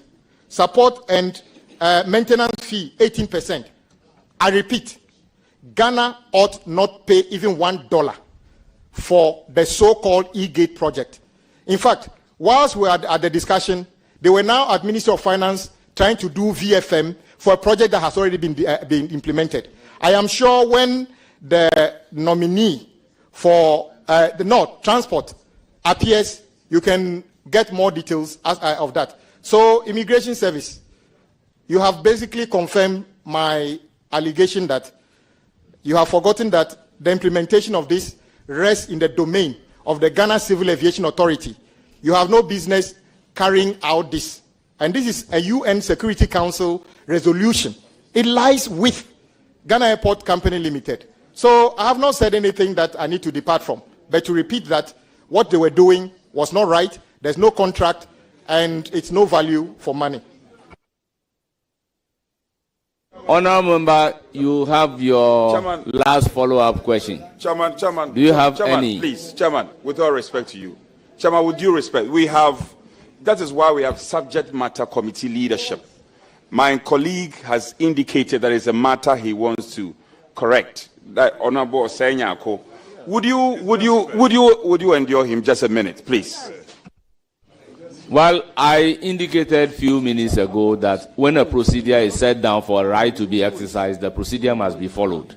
I intimated to you that when a member has a follow-up question to ask, it is only after asking the follow-up question that another person can be given the opportunity. That is why I'm asking him whether he has a follow-up question or not. So it is after exhausting him that a different person can come. Whip, don't do this to create the impression that I am not being fair. Speaker, I'm not saying, Speaker, with respect. No, we will never say that you are not being fair. We have a responsibility to help you moderate this vetting. Exactly that's what we are doing. That is exactly what we are doing. We won't take anything away from you. I will defer to you on some of these. The member who has the floor asking the question. I am asking whether he has the last supplementary question. So if he doesn't have, then I can use my discretion to give the floor to whoever I am supposed to give the floor. Speaker, with respect, but where even that notwithstanding. Oh, what is that? I am not debating. I'm saying, please, would you listen? Listen to me. Don't lecture anybody here. Please, defer to the chairman. Defer to the chairman. You are not the chairman. Look, you see, you are not tolerant. Please, learn to defer to the chairman. You seem to be lecturing everybody. To us. I'm not defer to the chairman. Lecture. Respect the chair. No. Yes, so our colleague is deferring. You have made a request. That he's deferring you have made a request. Look, I am the chief. I have a responsibility to also You have made a request. Allow the chairman to make the decision. Why? Please, allow the chairman to make the decision. So, Honorable Kofi Mafo, you have exhausted all your questions.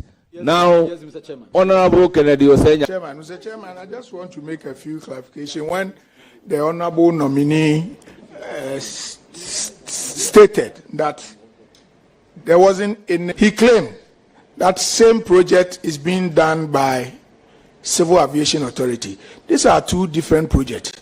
The E-Gate was started by the World Bank.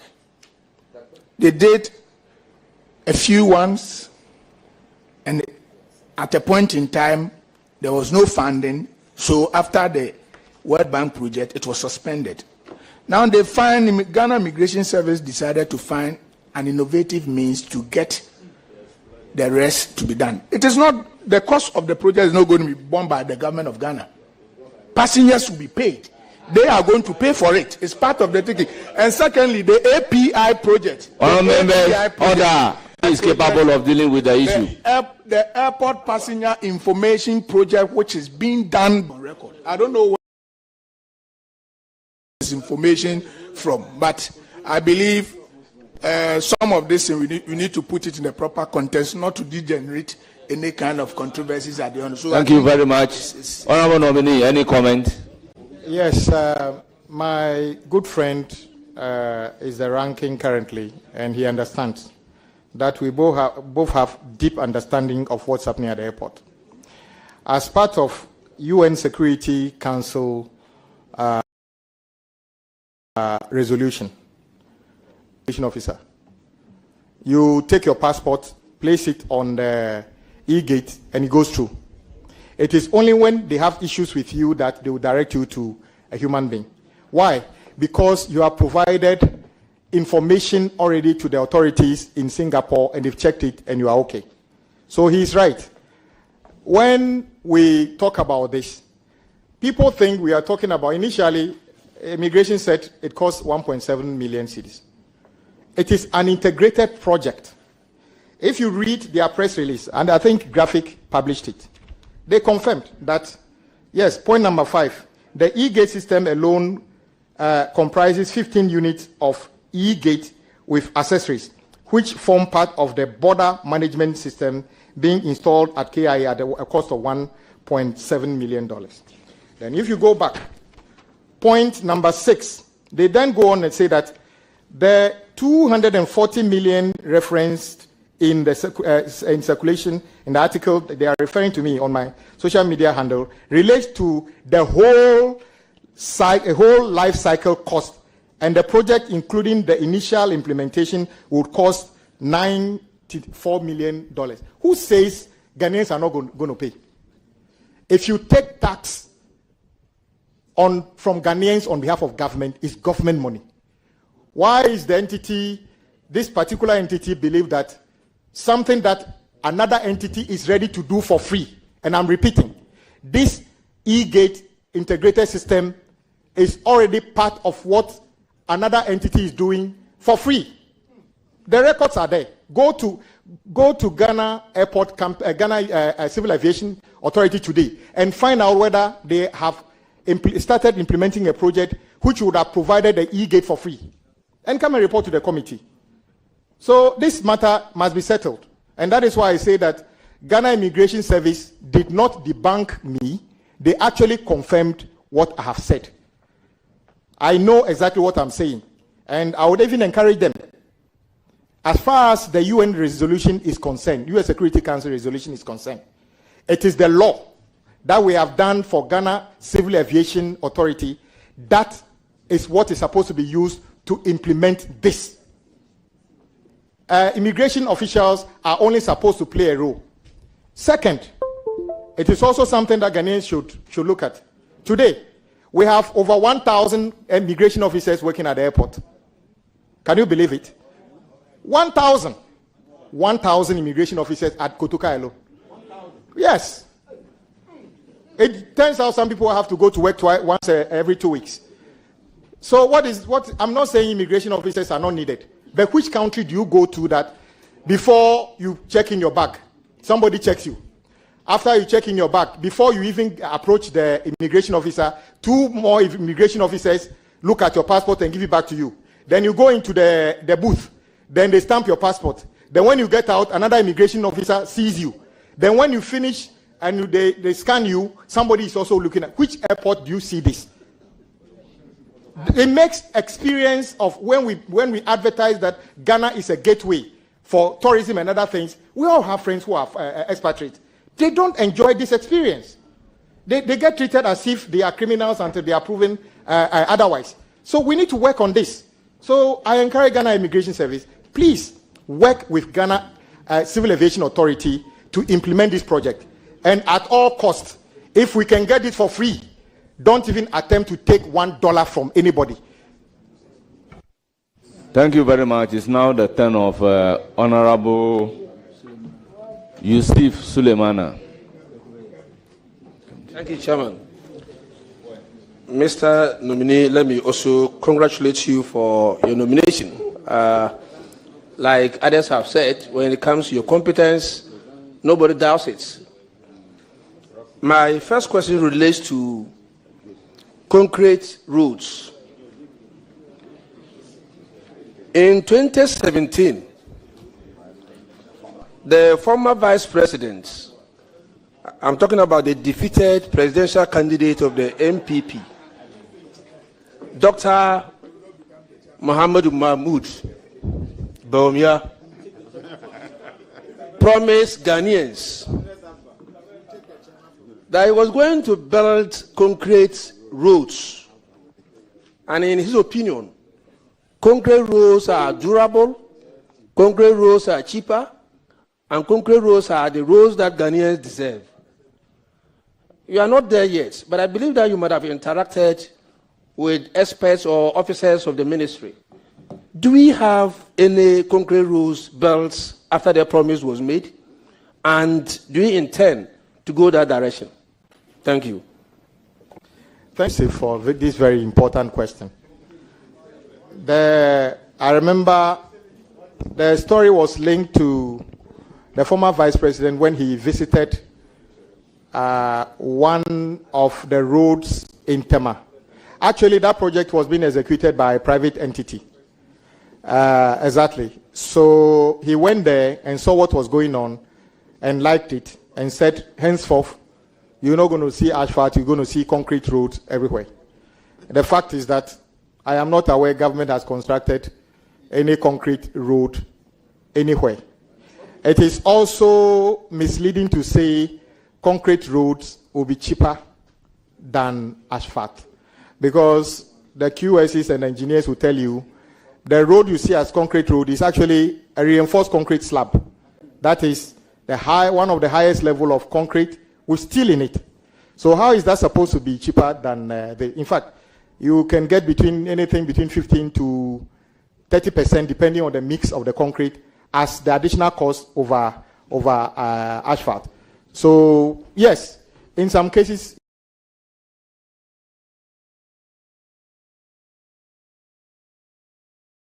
if we can, we should build concrete road. Currently, the only of any major concrete road project currently ongoing or completed. Speaker, just, Thank you. Just a second. Speaker, I want to draw my colleague's attention. He just asked his question. For heaven's sake, please leave Dr. Baumia alone. Take it lightly. Any attacks? Honorable. Any attacks? Honorable. You should leave the man alone. Honorable Anodombre, you are out of order. Order. You are out of order. Honorable Yusuf, proceed with your next question.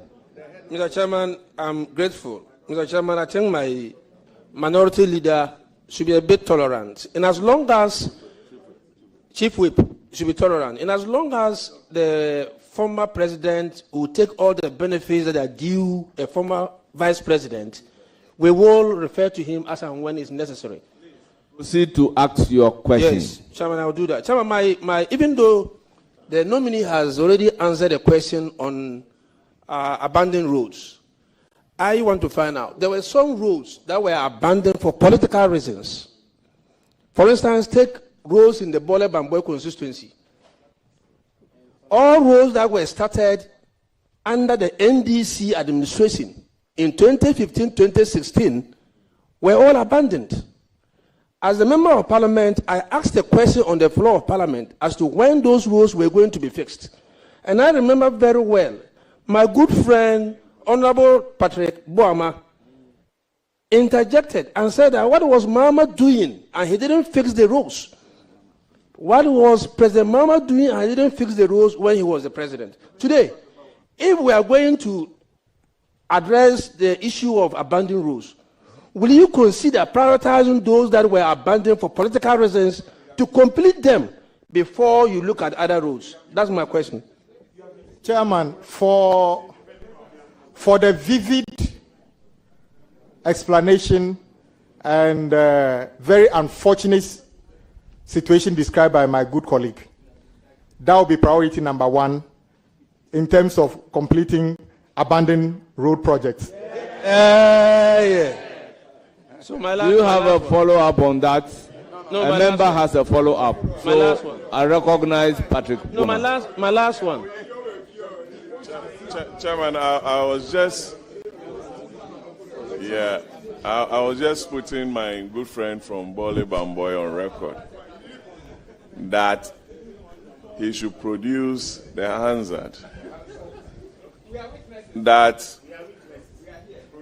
said I made those comments on the floor, else those comments ought to be expunged. I'm also referring the chairman to Standing Orders 86 on questions and require of you to do exactly what I've requested. Thank you very much. Thank you very much. You see, proceed to ask the question without all these sideline commentaries. Mr. Chairman, those are the ones that makes the question sweet. Mr. Nominee, my third question is that one of the major routes in the Western Corridor starts from Tichimai up to Hamili. As I speak to you, the road is in a very deplorable state. That instead of using 3-4 hours to travel on it, you need a whole day. It's because it was abandoned for 8 good years. Will you prioritize this road when next week you are approved? And I know you'll be approved. Tell me. Thank you very much. Nominee. Thank you. Thank you. Order. Thank you, my very good friend, Honorable Yusuf. As long as you say about those projects, that is priority number 2. Yeah. No, I have a follow-up on this. Follow-up. I have a follow-up. Thank you very much. I have a follow-up. A follow-up on the Tachiman. Yes. Very well. Yes. I said to you that it got deteriorated because of lack of maintenance. So I want to find out, will you prioritize regular maintenance of roads in this country? Thank you. Thank you very much. Yes, Mr. Chairman, he's asked a very important question. The principle is that you should spend more on maintenance of your existing roads than building new roads. So, but the records we have in terms of road maintenance, and my colleagues on the road committee can tell, things have gone really bad in the past 8 years. In fact, the record of road maintenance we had in 2016 is unmatched till today. If you check 2023 record, in areas that we do 9,000 kilometers, the MPP government was doing just 3,000. So they have really let the country down in terms of road maintenance program. So I said it in one of my initial responses that we need to commit more to road maintenance. Sometimes all you need to do is to spend a little amount of money to address a spot improvement. Yes. And the road can still continue to be motorable. But once you abandon it, it becomes a major problem and makes the whole road, the use of the road, not safe at all. Thank you, Chairman. Thank you very much. Honorable members. Honorable Jaja, order. Honorable members, in line with Order 2177, I will take a question from Jerry Shaibu as a member of the leadership of the House. So, Jerry, you may proceed. Thank you very much, Mr. Chairman. Mr. Chairman, I first wish to congratulate Honorable Governors Agbodza. My question is, I have made some observations. Please, can you? I've made some very critical observations, including the road markings, street lights, quality of roads, traffic lights, and I don't think that my government has been in power since the inception of this country. So, yes. So, Honorable Jerry, address the chair. Mr. Chair, yes, I am addressing. So, please proceed with your question. I have realized that most of these are dysfunctional. So, from my beloved Malam to Kaswa, you would realize that no street light is working. When you get on the major road, the motorway, you would also realize that stop talking.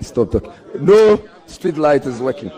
Most road markings are also not working. In the night, it's not very safe to drive. You can easily get an accident. I know your capacity. I know that you want to prevent accidents. You want to have people drive in a very clean. I just want to find out, what are your plans to have them resolved? Thank you very much. Thank you. Thank you. Much. Yes. Honorable nominee, your response. Thank you very much, Chairman. I think my colleague has asked a very important question.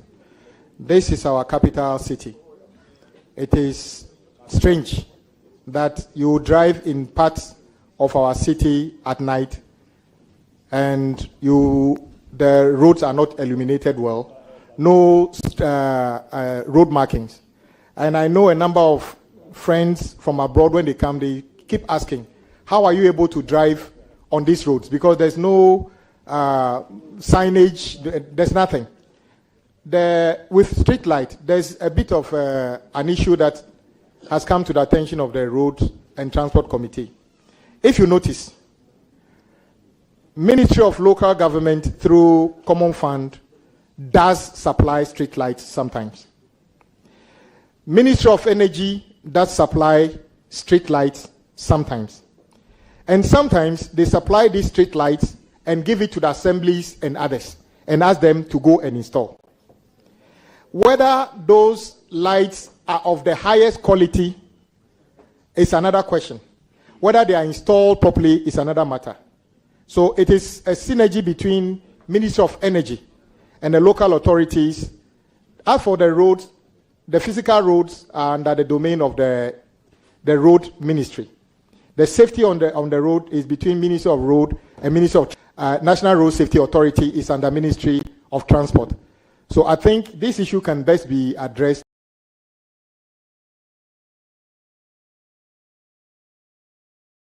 with a combination of how we or the Adakludi Street Assembly. That question has never been answered. But we all see street light distributed to the assemblies and sometimes through members of parliament. Well, mainly during elections. So we need to address this. And many people have also complained that some of the street lights that are supplied don't last. Maybe it is the way it is installed. Maybe it is something else. So we'll address it. But the major things you talked about, including your constituency and the motorway, are of concern. The challenge, though, is that the motorway is currently under contract. They may have to do some work to an extent for us to know where the street lighting would be. Because perhaps if you go and even fix them today, next week, when they are doing clearing, maybe it will be in the right of way, it will not be there. So as for the motorway, we may have to provide a temporary situation. By your area, we'll look at it. When this committee generously recommends me to the plenary and I get approval and go to the ministry, I promise to get a... Any further question? Yes, Honorable Mr. Chair. Deputy Whip. Mr. Chair, I also heard my very good friend enumerate a lot of problems. One of the major ones is the interest on contracts. And I think I heard you say it's about 30%. Are you considering redrafting contracts so that the 28 days, which is normal, when IPCs are raised and they are supposed to be paid, and there is default in payment, that is where now the interest arises. Are you considering redrafting contracts? And if so, are we also considering making prompt payments to contractors? Because this is where, and are you also actually considering having a synergy with maybe some banks so that they can perhaps provide mobilization and pre-financing of some of these projects?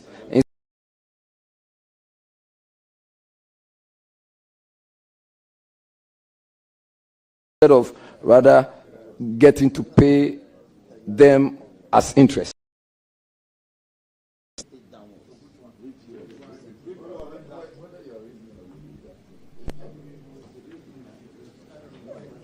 Chairman, yes, Chairman, I think I get what he's saying, and I know you are one of the experienced lawyers in this house. You know, once the contract has taken effect, any attempt to go and redraft portions of that contract, you can, but you need the agreement of the parties that form that contract. So it will be more of the new contracts. I think that is what he's talking about. But that is not the solution. The solution is prompt payment. I know that some banks initially took up the responsibility of providing some support to the contractors. Many of those banks have withdrawn since because of this interest matter. Well, I don't want to mention the banks. Some of them will say, we'll take you on, but we don't want to be responsible for the interest between you and government. Like I said, if you see what has happened on the first issue in 2018, because the delays was on 2,464 days times 30%. So you can imagine. So every 28 days is calculated and added to the other one. So indeed, we have to look at some of the way we write some of these contracts. But until government begins to pay promptly, that would still be very little in terms of achievement in reducing the interest on delayed payment. Any further questions? Yes, Mr. Chairman, this is just a follow-up. And this is on the basis of the review and the redraft aspect. I'm looking at contracts that you would now, as it were, now construct. So new contracts. As to whether or not you want to review, that's not within my remit. But I'm looking at contracts that, as Minister of Roads, are you considering maintaining the 28 days where, when there is a default, you are going to pay interest of 30%? That is the question, please. Well, thank you very much. You refer to me as Minister of Roads. It is only going to happen when you give it. So I take it as amen. But it is difficult to just say here without consultation. I said earlier, there will be the need for engagement with stakeholders. That's Minister of Finance, Attorney General, and then my ministry. We can come up with something that is more humane to the contractor and sustainable to government. So I'm hoping, when approved, I would update the House as to the best way forward with regard to this particular matter. Any further questions? Yes. Honorable nominee, so the repeal of Act 540 that established the Ghana Highway Authority and what you think the National Labour Commission has done to virtually suspend the implementation of the National Roads Authority. What's your take or your view on that? It's now an act. We have actually passed it. It's in force. The rationale behind that law is to not collapse the road agencies, but harmonize the way they work, which requires creating a new apex body led by the Director General. Not much about the law, but it appears implementation has got to a point where there's a snag. So there's a lot of discomfort at the road agencies, feeder road. What I can commit to do is to sit down with them and see the best way. I'm hearing all sorts of things. I have no way of verifying them in terms of who is appointed to be the head, which agency the people are from. It is to be premature for me to make any definitive comment on that. But I know the House has approved it. If it is necessary for us to pause the implementation and take a look at it, I will come to the House and seek your approval. If it requires, let's go ahead, but make some changes and bring some allies to operationalize it. I will do the same thing. But it is premature for me to make any sweeping statements about that at the moment. Thank you. Thank you very much. Your last question. Yes, Honorable nominee. So I've also cited President Mohammed's 120-day social contract. I did not see anything in reference to roads. Does that make it a priority? And is it a matter that you would want to pay a lot of attention to? Well, Chairman. Honourable members, can we have order? President Mahama. Can we have order? President Mahama is very clear on his mind as to what is contained in the 120-day commitment he's made to the people of this country. Indeed, Mr. Chairman, with the kindness of our colleagues from both sides, me being vetted today is also a record of the expeditious way President Mahama promised to form his government. And I want to thank my colleagues from the minority side. The issues he wanted to put before Ghanaians, he's placed them before Ghanaians. It is based upon that he's been given the unprecedented win in this election. So if Ghanaians wanted him to add road and every detail, they would have talked about it. Road is a priority to President Mahama, but let's look at how he delivers on the 120-day commitment, which includes the repeal of some taxes and many other things, which you rightly said. After that, we can pay attention to other things. But he's not saying until after the 120 days, we are not going to be dealing with roads. Indeed, this is just a second batch of ministers, and the road ministry is part of it. It tells you how much premium he places on the road ministry and other ministries. The other ones are going to come along the same thing. It doesn't mean that the ministries that are not here are not premium, but I'm saying that we're specific to the road you talked about, he places a lot of emphasis. And you can also attest to the fact that some of the best and biggest interventions on road in this country happened under his leadership. So he's got a track record of delivering, and he will deliver. Thank you very much. It's now the turn of Honorable Lydia Odole-Soa. Rita Odole-Soa. Thank you, Honorable Chairman. I wish to congratulate my leader who has been nominated by His Excellency John Dramani Mahama, President of the Republic of Ghana, for your nomination. Honorable Leader, talking about roads, Honorable Nominee, talking about roads, thank you for the correction. Yeah.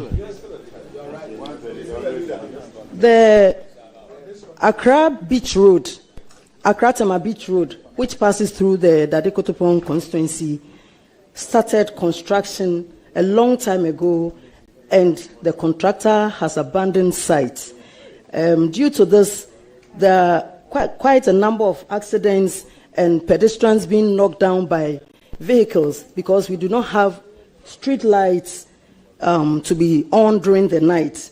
I want to find out from the Honorable Leader whether you are going to add this to your priority list to ensure that the La Beach Road will be constructed in due time to assist pedestrians and motorists who ply that route. Yes, Mr. Chairman, thank you very much, and I thank our colleague for the question. I live in Tema, so I know the importance of the beach road as an alternative route into Tema. Indeed, that project was ongoing, and originally part of the China Development Bank 3 billion agreement by, may he so rest in peace, President Mills. Since then, the loan was stopped and restarted under President Akufo-Addo. Unfortunately, that project is suffering the same fate of many other projects, including motorway, Adomi, motorway, Central University, and many others. So indeed, the contractor is not on site. Once again, it is difficult to ask the contractor to go and fix street lights where they hasn't gotten a stage to do that. But I think there can be safety measures deployed temporarily to make sure it is safe. So talking to the resident engineer, I think we can discuss how to make it safe for now whilst we wait for the completion of that particular project. It's a very important project. Thank you. Thank you very much. Any further question or follow-up before? Further question. Further questions. Thank you. Thank you very much, Honorable Chair. And Honorable Leader, I'm glad the NDC administration is bringing back the toll booths operations. And I also want to support my colleague that when operations begin, in as much as we want to prevent leakages, the persons with disability who were recruited earlier and dismissed should be reconsidered so that they also be gainfully employed to take care of their families. I want to have your take on that. Thank you very much. We are bringing tolling of public roads back. We are not bringing toll booths back. As I said, it will be deployed on a platform, which means that there wouldn't be physical toll booths where drivers will have to stop and pay. So with regards to the disabled people, sure, we are going to be able to re-engage them. I even said that earlier. We'll re-engage them and make sure that those of them who are capable of playing a role are brought on board to play a role on this. Thank you. Thank you very much. Any further question or follow-up? Very well. Thank you, Honorable Chair. Honorable Minister, nominee, going into the Ministry of Roads and Highways, your colleagues will be knocking at your doors, and I believe we are going to find you when we come there, including myself. I know there are some 2 doors to your office, and I believe when you are there, you attend to us and open your doors to us. On this note, I want to say congratulations on your nomination. Thank you. Thank you. Thank you for giving me an idea of where the doors are. I've not gotten there yet, so I don't know where the doors are. But surely, the door that opens for you to see me, I'm one of you. Will be able to do this together. Thank you. Thank you very much. It's now the turn of Honorable Patrick Yauboma. Thank you very much, Chairman. Let me congratulate my good friend and brother Kwame. I wish you Kwame, just to inform you that Sunyani Techiman Wenchi, Sola Wa have all been awarded for rehabilitation, and Messrs. Maripoma, Hardwick, and Voter Impex are the contractors. Just to inform you. Thank you. To my first question. Tesano has very good roads. Kwame,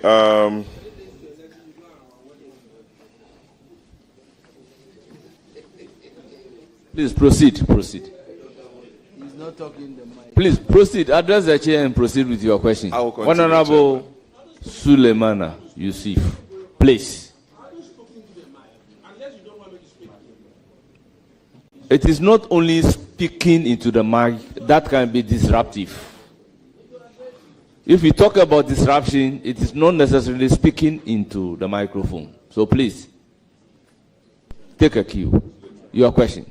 Chairman, every MP from Circle, that's Okaikwe South, to Paga, if that person doesn't fly, we either go through the east or through the central corridor. The dualization of that stretch began in 2002 under President Kufuor.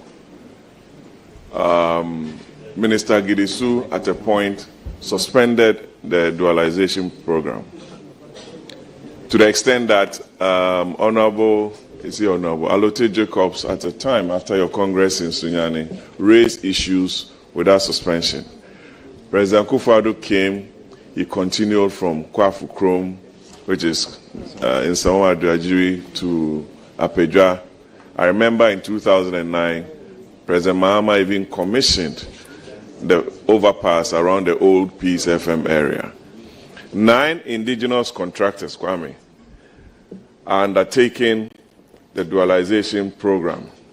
Osino and Yinem, up to a point, around your area, Jasu, that area.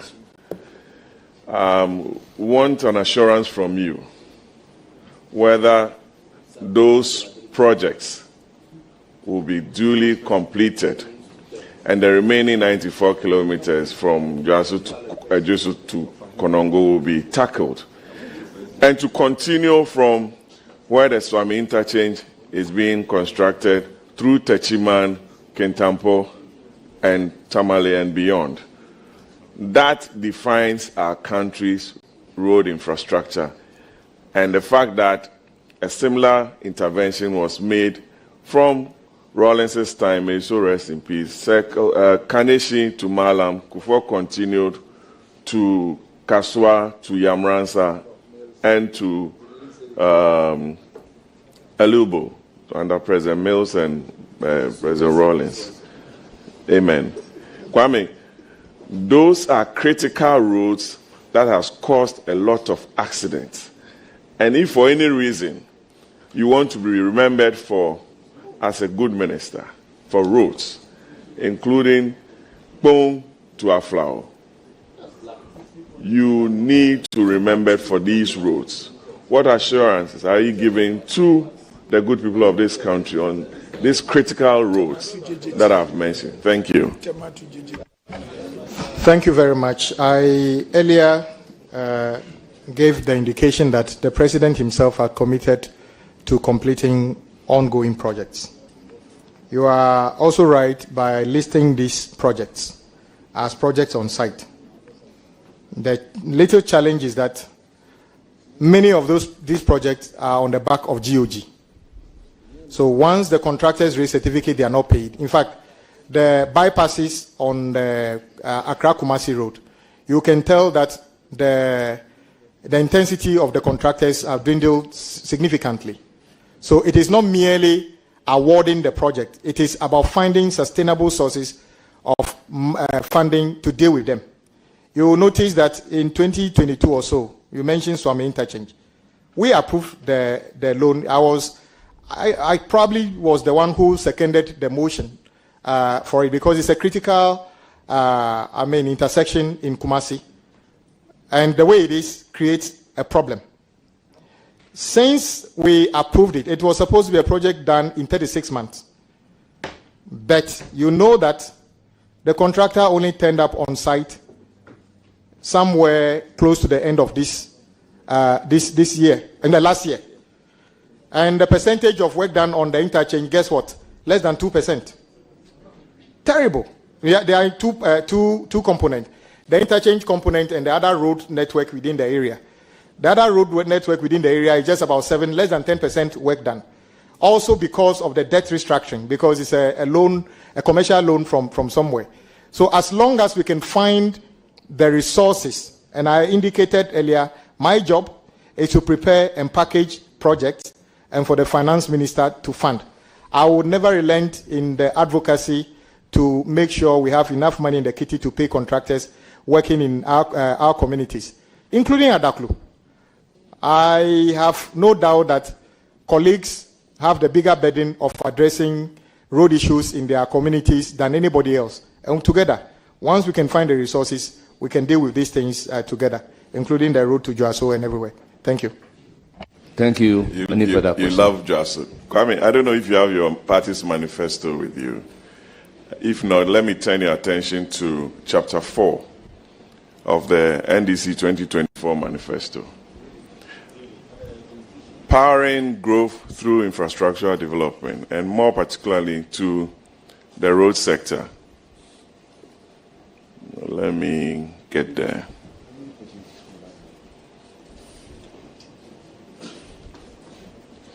You've listed a lot of roads and bridges to be constructed under that paragraph. That's paragraph 4.2, pages 107 of 200, Roxanne, if you care to know. Pumankuma Boko Boga Tumuwa Tamale Yendi. You've listed a lot of roads. Abrin Sawam. And to the extent that you are promising to even regularize Okada and what have you. And it's in the manifesto. I've seen about 13 bridges and also a paragraph on road safety.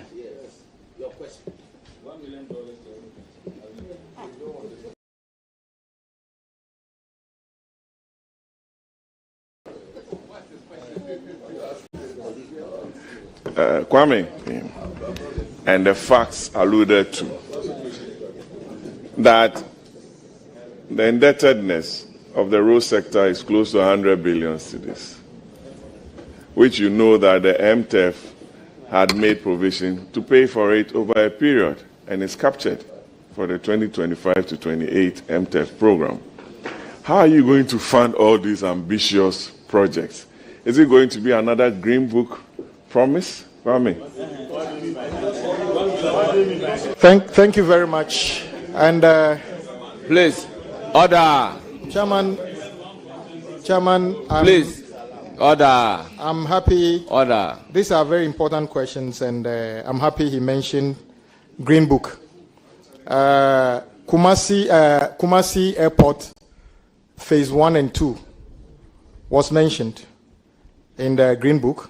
In fact, I was there at the meeting in Kumasi, yes, when the committee insisted that the phase that came around the time NPP came be added to the phase. Today, the airport is there for all of us, Prempeh International, and it's to the credit of this committee. MPS project at Tema, that is the port project, is in the Green Book. And that project is one of the most viable income generation entities for the government of Ghana. The, how do you call it? The Legon Hospital is in the Green Book, and it's one of the highest end of medical facility in our country. The Rich Hospital is in the Green Book, and it's one of the best. And many more. Circle interchange, Tamale Airport phase 1. So, as for the Green Book, it is a record of achievement, and I think maybe unlike the project tracker, these ones are a bit in color. You can see them in color. But the significant question you asked, how do you fund this? I must be frank, and I've said it already. The finance minister designate was here, and he said the revenue is just about 200 billion. How do we fund all the things that we needed to fund, including salaries of us members of parliament? We have to work together to cut waste. How do you cut waste? The fact that President Mahama is insisting on having only 60 ministers is one of the ways to cut waste, without a doubt. Nobody would have thought that a president would say 60, and that includes deputy ministers, regional ministers. People say he cannot do it. He is doing it. So he's a man of his word. Yes, it's going to be tough, but NDC has got tough people to address the issue. I am not promising all these roads that have been awarded.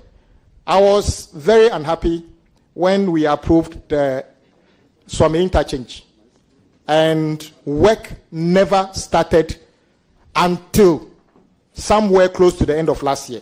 And as we speak, less than 5% of the work done. How could we have done that to somebody who served this house all these years? I'm talking about Honorable Chairman Sabonsu. We've not been fair to him. So, yes, we'll continue that project as long as we find the money and deal with this. So I agree with you that the list of projects is almost endless. And the difficulty is that some of the methods used to procure these projects also ought to be reviewed.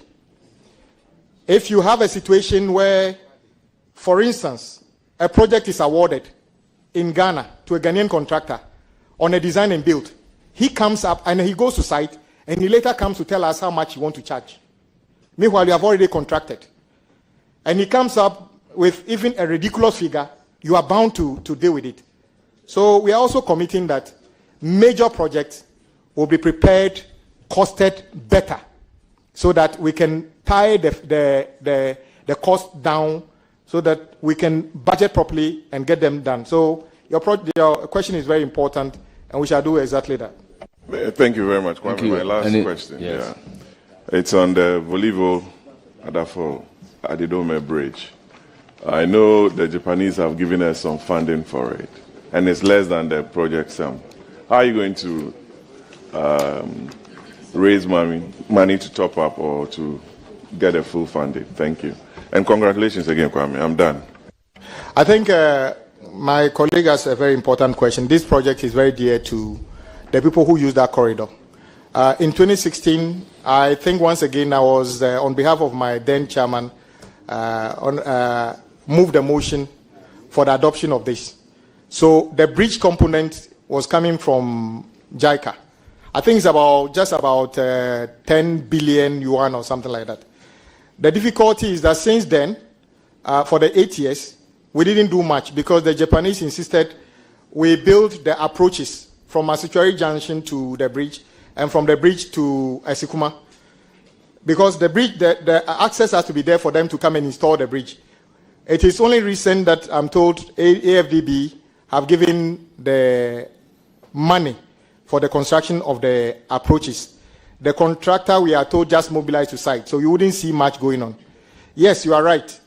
When they went to tender, the bidder who won the tender, the bid is twice what the Japanese have committed to give us. So it will be important for government to approach Japan to discuss the funding gap to make sure the project works. I am hopeful we can do that. Thank you. Thank you very much. It's not the turn of Honorable Mahama Ayariga. You have the floor.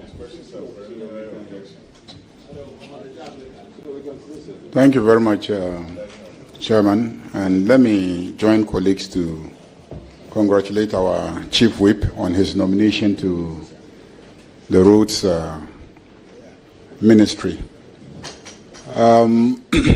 You gave us an indication of the commitments of the Roads Ministry.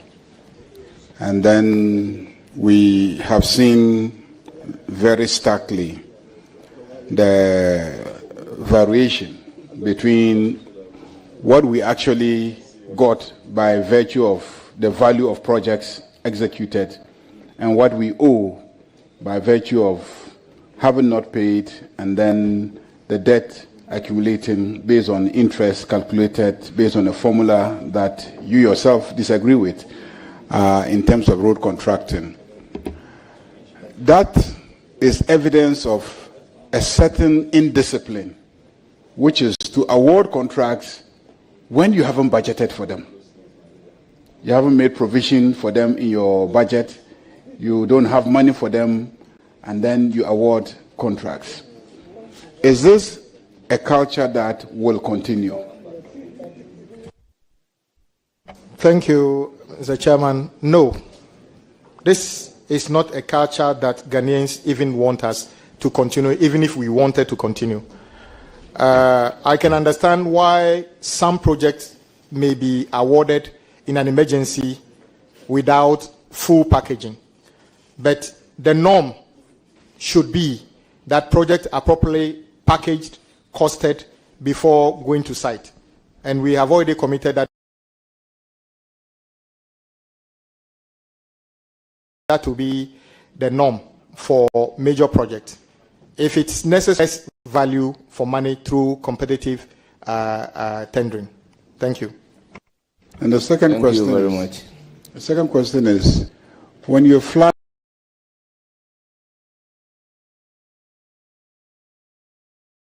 into Accra, when you're flying into Kumasi, and I think the same for Takoradi, you will see that apart from the major roads to the communities, in between the residential facilities, I would say 90% of the roads are not done.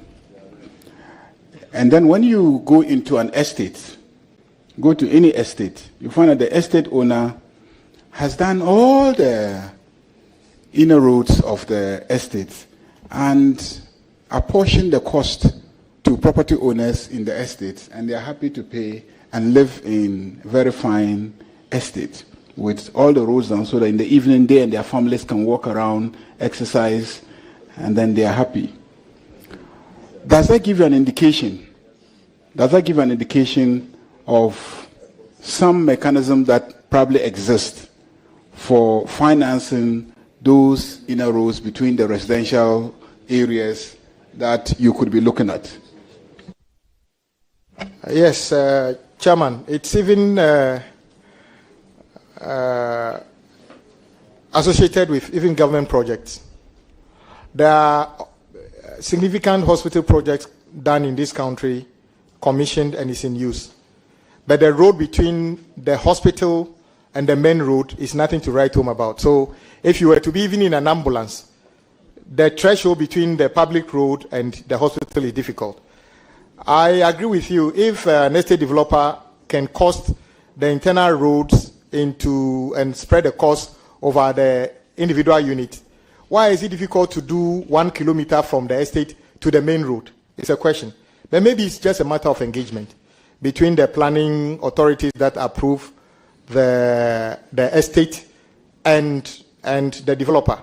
I'm sure anybody who lives in an estate where the roads are asphalted within and have to struggle for 1 kilometer before you get to the main road would have preferred that a small amount is added to the cost of the unit he purchased to have that freedom. And I think it's something we can discuss with the planning authorities. Thank you. Thank you very much. I believe congratulations are in order. Thank you. It's now the time of the turn of the whip, Minority Chief Whip, Honorable Anodom Pray. Thank you, Mr. Chair. Mr. Chair, let me join my colleagues to congratulate my friend. In fact, it's one of the nominees whose name I heard, and I said in my heart that this is a well-deserved one. I commend you highly. You've been patient over the years, and the two of us have had a lot in common. I want to thank you publicly for all the cooperation when you was Minority Whip. Yes, we worked together. At a point, many of our colleagues had a reason to complain that we were too close. It was for the good of you. Honorable Dafemepo, it was for your welfare. And all that matters is important. So today, let's set the record straight. Our closeness was for your good. It was for your good. I intend to be brief on the line of questioning. Everybody knows in this house, Kwame, his professional background is known, his passion, things to be done right in the sector is also known. Honorable Whip, you've answered most of the questions, and if I'm doing by way of recap, I think questions on outstanding payment, you've spoken and contextualized the matters involved. Your 10 billion USD matter, you've also contextualized it. You've also spoken about the network. My good friend, Honorable Boama, walked you through the span of road, very critical, and you've answered, even though some of your answers were evasive. I thought you'd try to answer. Garnishing of our account, the ministry's account, I think you've also answered in passing, where you spoke up to how contracts are constructed and the effect of it, ultimate effect. My question would be, now that you've observed that the way contracts at the ministry are put together poses some danger going forward, and you have been ranking for a number of years, I don't want you to tell me you are going to sit with the Minister of Finance and you see the way out. I want to hear from you, because I know you have strong professional background in terms of your ability to profess solution. Contracts. What do you think, if you are going to depart from what is happening, how should we go about it? Thank you, Chairman. I earlier said for putting together construction contracts, you need the advice of Attorney General, the Ministry, and the Minister of Road and Highways, and Ministry of Finance. Why? Whatever you put together as a contract must be enforceable and must be fair to the parties. I know, for instance, the insertion of the 30% in most of those contracts was intended to protect the contractors who are borrowing money and using it to do public works. And for instance, if you are a road contractor, you use your house as a collateral to take money to do a road leading to my village. Should we let the bank take your house simply because by the time you were paid, the value of the money is not up to what you borrowed plus the interest? No. But it has done a 360 where it is no longer helpful. My solution, we still need to dialogue. It is not fair for me to just sit here and declare that we would delete the payment of interest in construction contracts. That will not be appropriate. I'm not even sure whether the Attorney General would give me that advice. But I am sure Ghanaian contractors are patriotic. They also want their business to survive.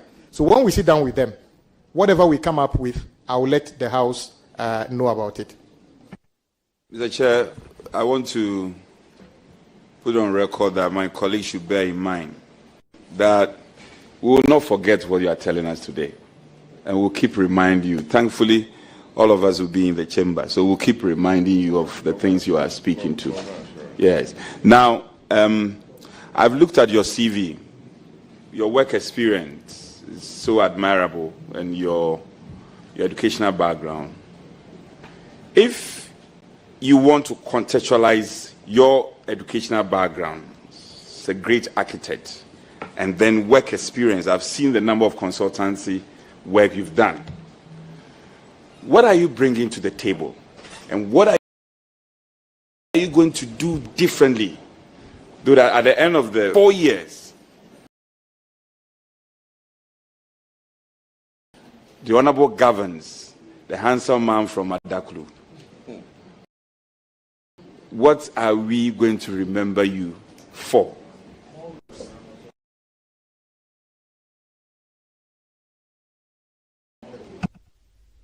Thank you very much. And to find a sustainable way in the built environment. And I have included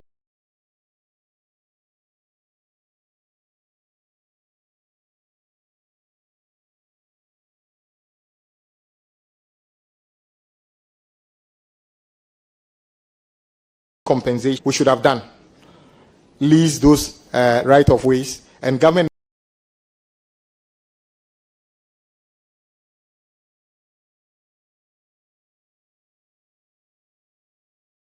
in the built environment, which if you have to come to work and do nothing, come on time. And I'm going to insist that things are done on time. If we can't deliver something on time, I'll be one of the first to say why we can't on what is promised.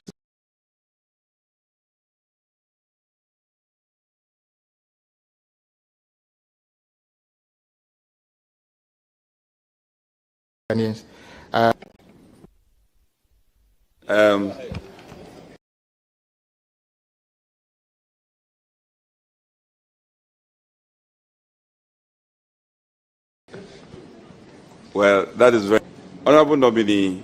This will be my last.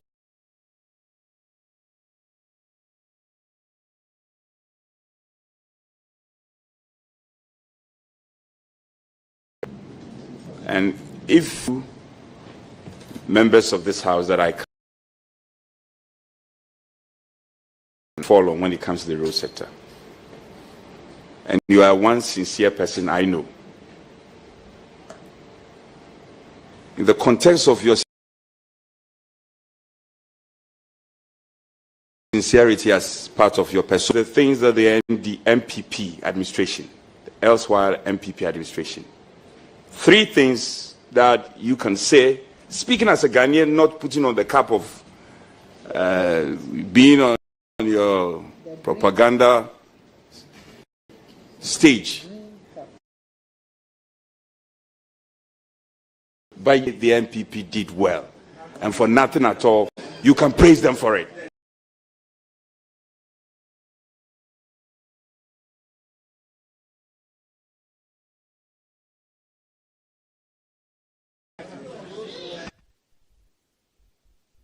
Man.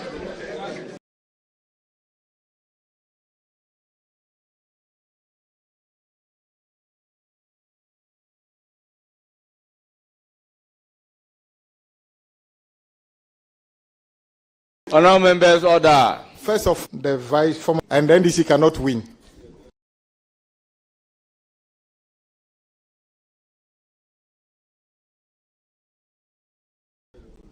Not sure he did that with the help of the party. I'm told people got angry with him when he did that. With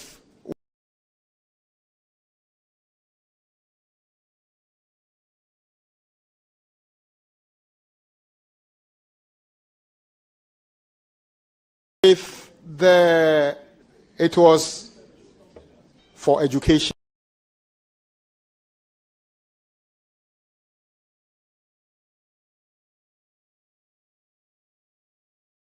And other things. Just the positives.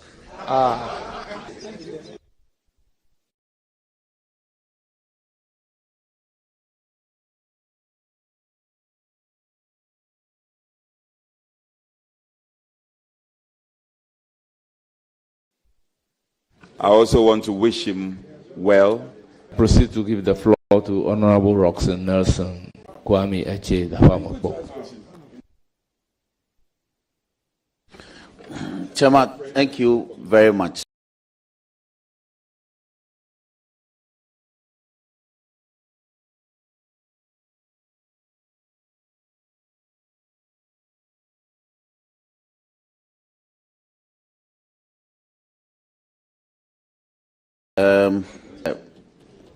I'm emotional by this.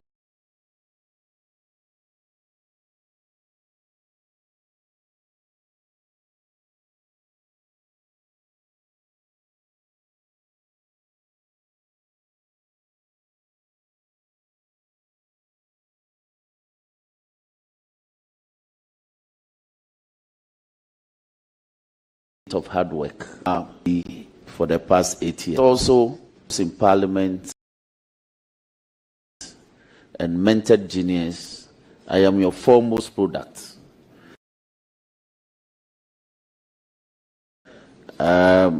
You tutored me well.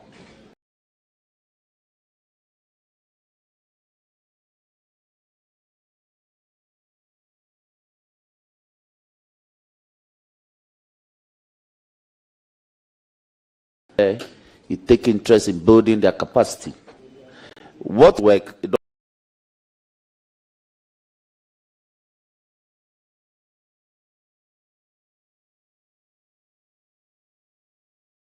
Like lateness with you, so they should take notes.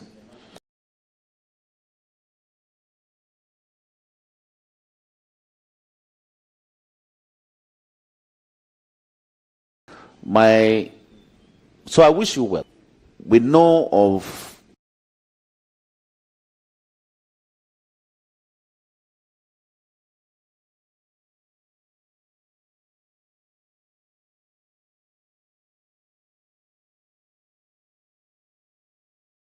their policies and programs be doing as a policy.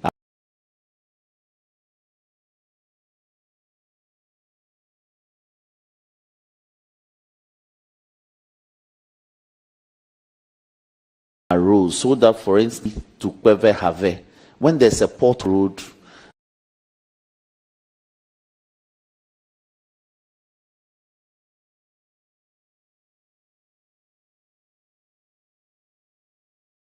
degenerate into something approach to rehabilitating roads.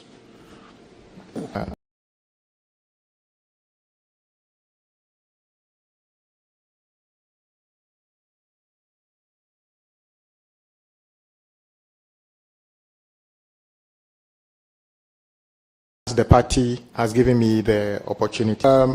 As I said earlier,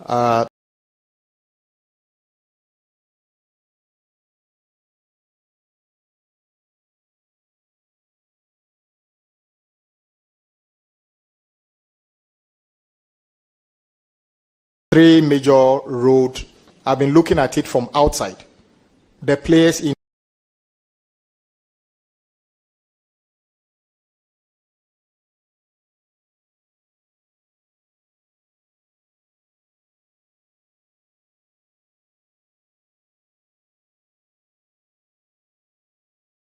the Indian businessman happily in peace.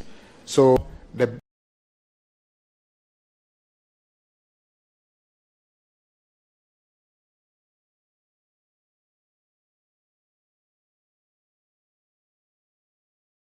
best way forward. What I'll meet representative and what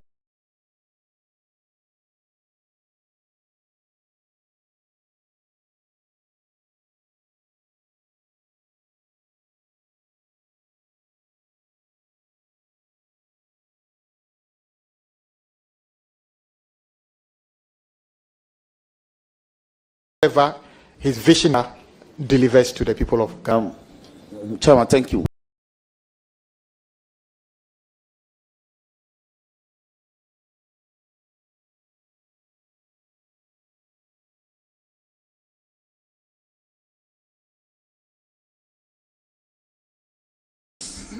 Kilometers Todomechate Road, then I know that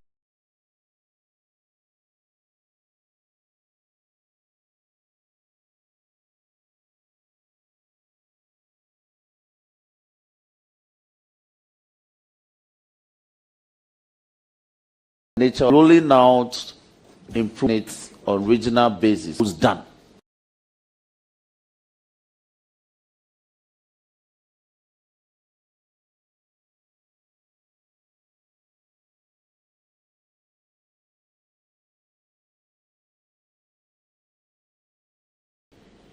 Some regions are who boast of say 62. Before you answer, let me conclude.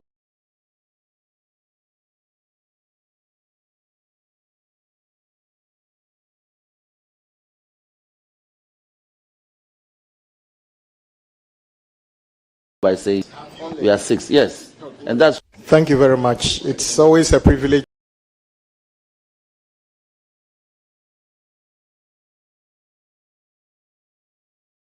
The road you mentioned, including your own road, I visited you a number of times.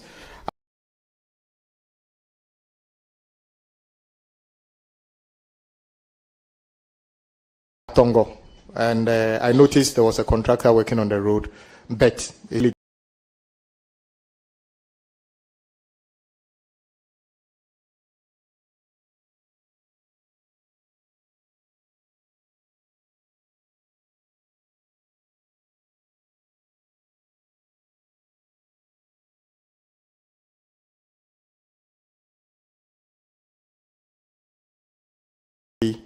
to fund. Some districts are bigger than other.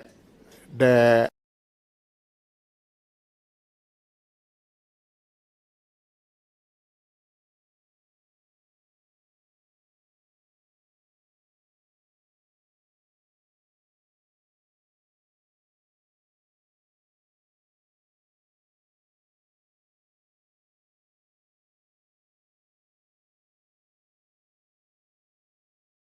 ability, there are plans. Some of the things you know, the MP now.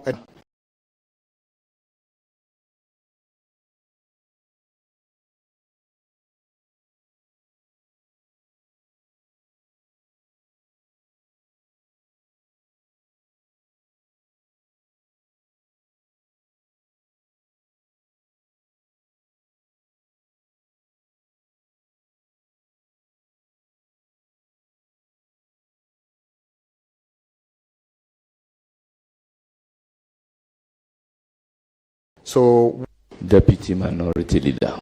Thank you very much, Honorable.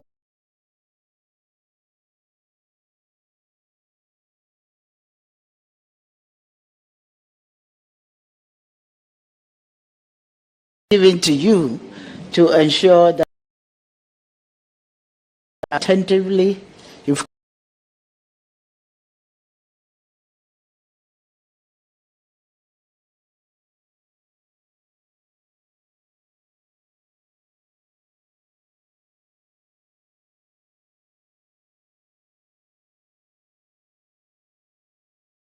come out with a problem. So that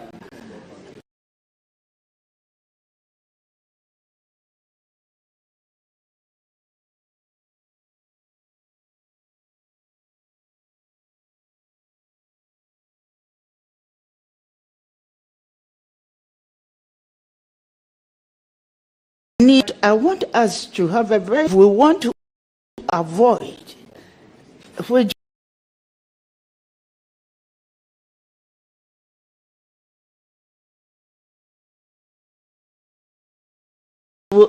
I am very much aware, less than 40%. We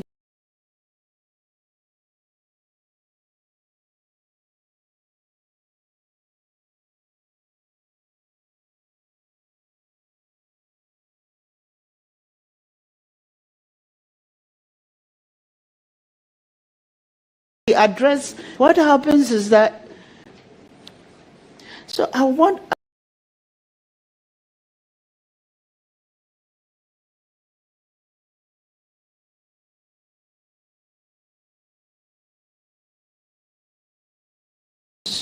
road accident. Thank you very much. Through the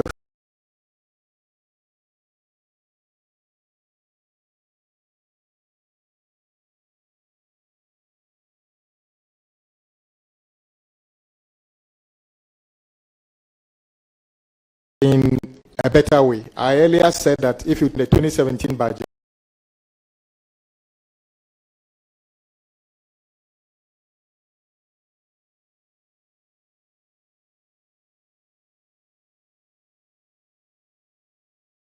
you allocate more resources for road maintenance is to make the existing roads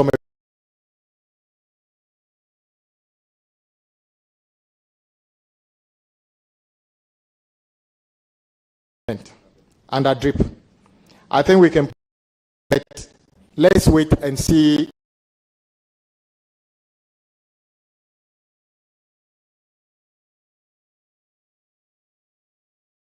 the equipment in our communities. It can enhance, how do you call it, materials and labor. We can do that. Thank you.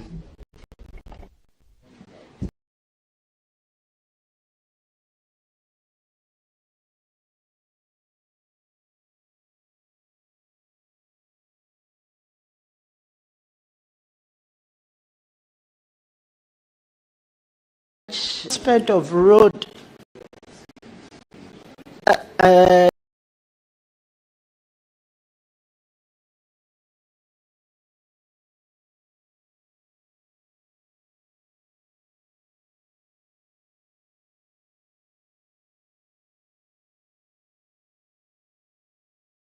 face rapid deterioration.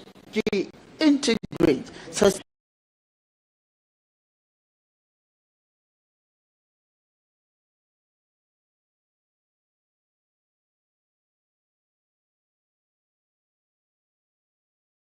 Thank you, Chairman. As public roads through drainage,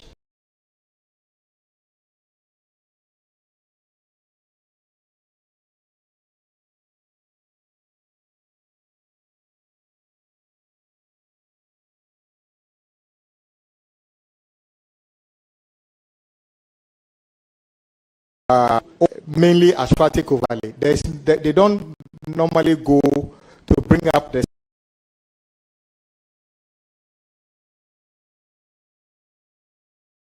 stagnant water.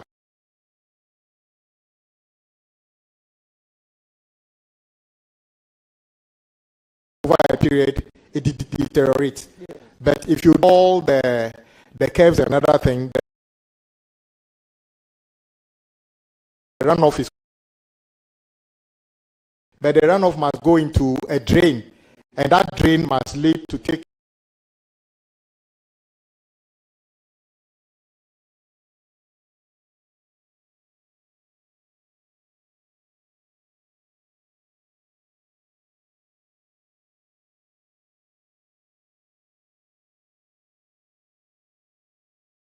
to reach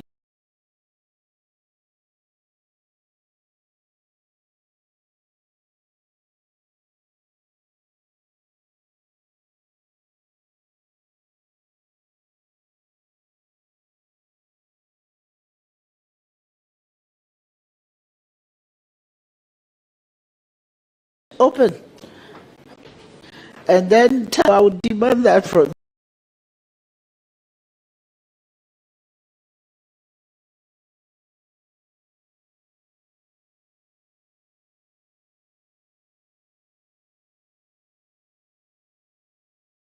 engineers and things.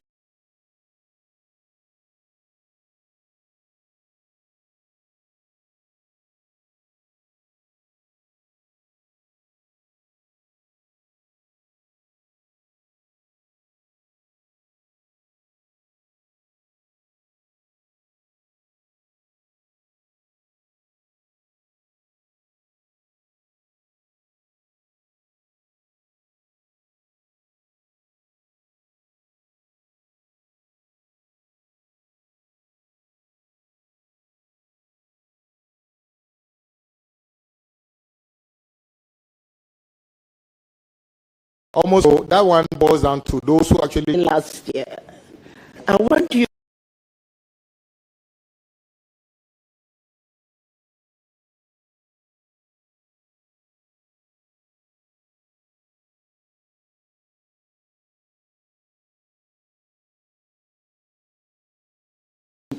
put this question.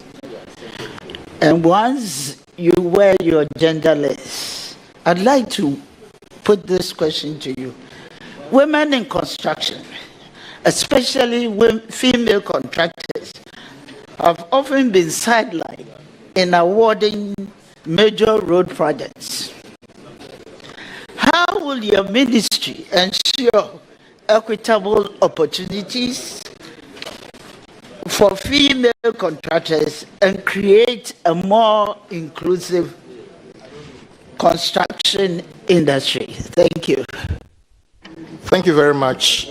I know few female road contractors, but you are right. The proportion is way against our female counterparts. The same applies to engineering. When I went to secondary school, I can tell after secondary school how many of our colleagues actually went to do engineering who are female versus male. So sometimes it's about their availability also. But we can make a conscious effort. I thought you were going to commend me that I was one of the champions who supported you to pass the affirmative, because it's necessary. I want my daughter to grow up to be whatever God wants her to be, and there shouldn't be any barrier based on her gender.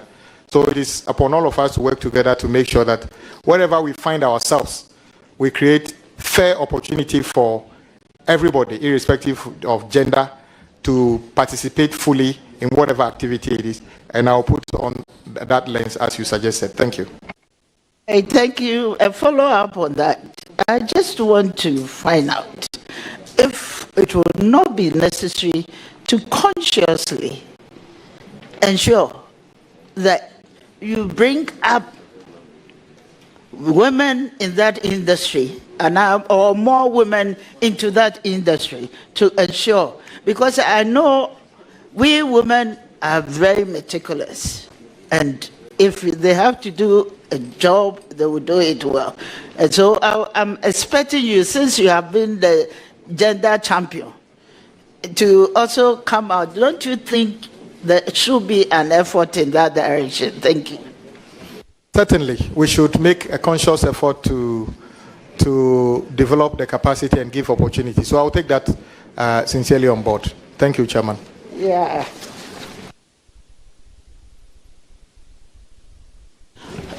My last question is on climate resilience. You know, road construction projects under the previous governments face criticisms for environmental degradation and poor climate resilience. How will you incorporate sustainable and climate resilient designs in your road project to mitigate flooding and other environmental challenges? Thank you. Thank you very much. Yes, road construction is a major contributor to emission of carbon dioxide. Apart from the fact that many heavy construction equipments consume a lot of fuel, diesel. It's also the case that sometimes when you are doing roads, the source of your heavy materials, crushed rocks and other things, may be very far away. So the amount of fuel, your pollution you need to carry out to convey material from the source to your site might increase that. But there are ways to do it.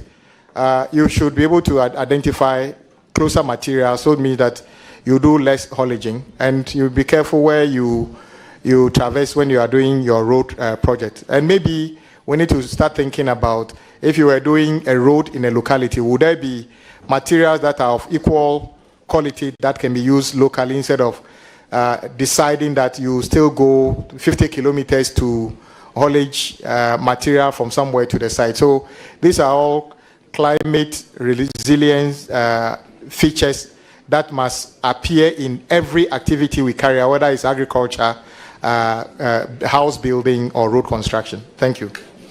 Thank you very much. I think I have to take back my word. This will be the last one because I forgot to really look at the issue of traffic congestion. Honorable Minister, now every part of Ghana, or even let me take just Accra, anywhere you pass, you are met with some congestion. I would like to find out from you, in the major cities like Accra and Kumasi, what would you propose to ensure that we will be able to alleviate this congestion that we are facing? First, we know that we don't want to spend so much money on fuel, and consumption is very, very high. If prices of fuel are high, you know we're going to go through a lot of expenditure. So it is important that being given this opportunity, and as your president has said, you are resetting Ghana. So our president, the president of Republic of Ghana mentioned, yes, I've corrected it. We need to reset. So we have to consider how we can address this issue of heavy traffic congestion all over the city of Kumasi and Accra. Thank you. If you have any plan to. Thank you very much. I read the, I think, 2013 and the revised version of the integrated transport policy of our country. The intention is to have an interagency strategy. For instance, there's no city in the world that has addressed traffic congestion by just building more roads. You need to have a combination of things. For instance, you build some roads, remove bottlenecks by building interchanges, but there has to be a concerted effort in public transport network. In the previous NDC government, we started this by deploying BRT, bus rapid transport, under the Ministry of Transport. As you know, that project did not actually see much progress since then. But if you are going to address traffic congestion in Accra, Kumasi, and others, you will need to deploy a variety of public transport systems and come up with policies that actually discourages people from using too much vehicles. For instance, many people will drive alone in their car from home to work simply because we don't have enough public transport system to do that. So it can't be a Ministry of Road alone intervention. It has to be an integrated inter-ministerial intervention, which is Ministry of Transport, Ministry of Environment, and the Ministry of Road, to come up with the necessary strategies. Some light railway, some improvement in BRT as the first phase, and then we see how it goes. Of course, Baomis, Accra, Kumasi requires urgently some interventions at some of the junctions. Swami is one of them, and Accra itself has got a number of them, but lack of funding is limiting the deployment of them. Thank you, Chairman. Thank you very much. I appreciate your answer, but I want you to champion that, because there should always be a champion. And I want to wish you well and hope that very soon you will be accepted as the Minister for Roads. Thank you very much.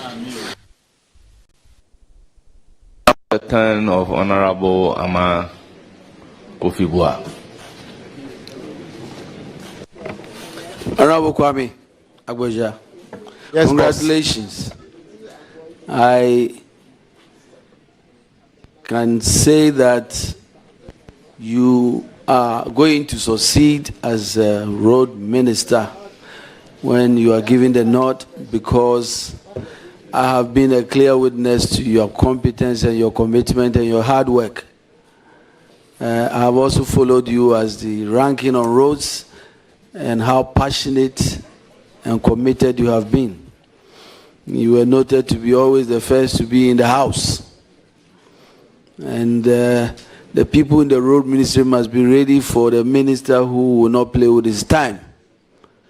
And so congratulations. There's no doubt in my mind that you will bring a lot of changes to the road ministry.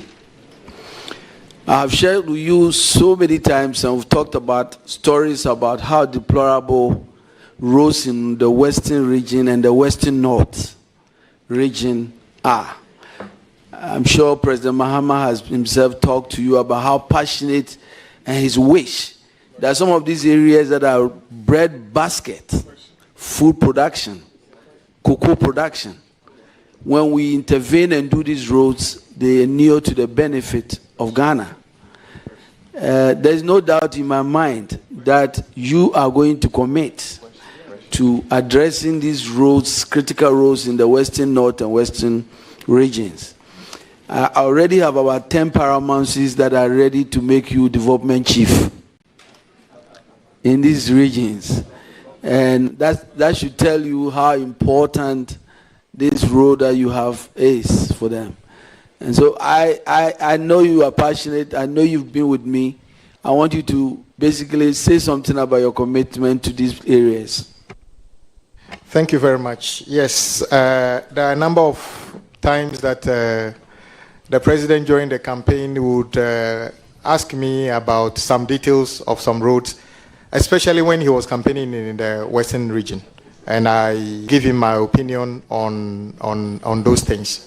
Indeed, anybody who has ever traveled across our country will notice that parts of the regions you mentioned require urgent attention in terms of roads because of the resources that get stuck there because we can't evacuate, whether it's food, timber, and other things. It's just not acceptable. So yes, I'm committing, and the president has already committed to those areas about his intention to improve those road networks. I have no other commitment than to carry through what the president has already committed to the people, and together with you and all my colleagues from those two regions and beyond, both NPP and NEDA, to address all those issues about the road network in those regions. So yes, we are committed to those things. So I want to commend the chiefs and other things. I will be visiting them myself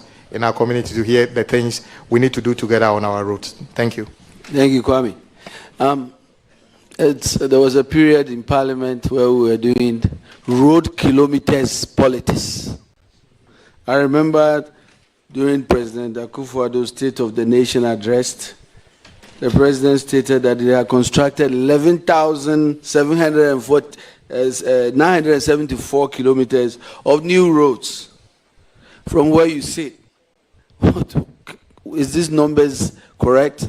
Do we even have to be doing this politics on roads when, quite frankly, some of these numbers don't add up? What is your view about this number that was thrown out there? Thank you, Chairman. I think the issue in question has since been addressed by the road agencies providing, we demanded details. Though initially they issued a press statement against me, condemning me, they later came out to give a breakdown. And as I said earlier, the actual new roads constructed is just 675 kilometers thereabout. The bulk of it used to be 11,000. The bulk of the 13,000 kilometers now is reshaping, regraveling, and other interventions. But it's something we should all take on board. I don't believe the president probably did that intentionally. It was a brief he got from a ministry, and because the president couldn't have written, it's a bit too technical. Whoever wrote that speech probably should have paid a bit more attention in terms of giving the breakdowns. So I want to believe that going forward, we should all just stick to the standard way the road ministry reports on road sector interventions. If it's resealing, reshaping, just state it. There's no reason for anybody to say we have done 10,000 this. If you want to do that, then go under the same structure in the MTEF, which will tell you urban road, feeder road, and other things. And if you look at that, indeed, the NDC's record in 2016-17 budget is still unmatched in terms of those maintenance works. The record show is there to show. Thank you. When you talked about the 100 billion indebtedness, why we were doing things the way we have been doing it.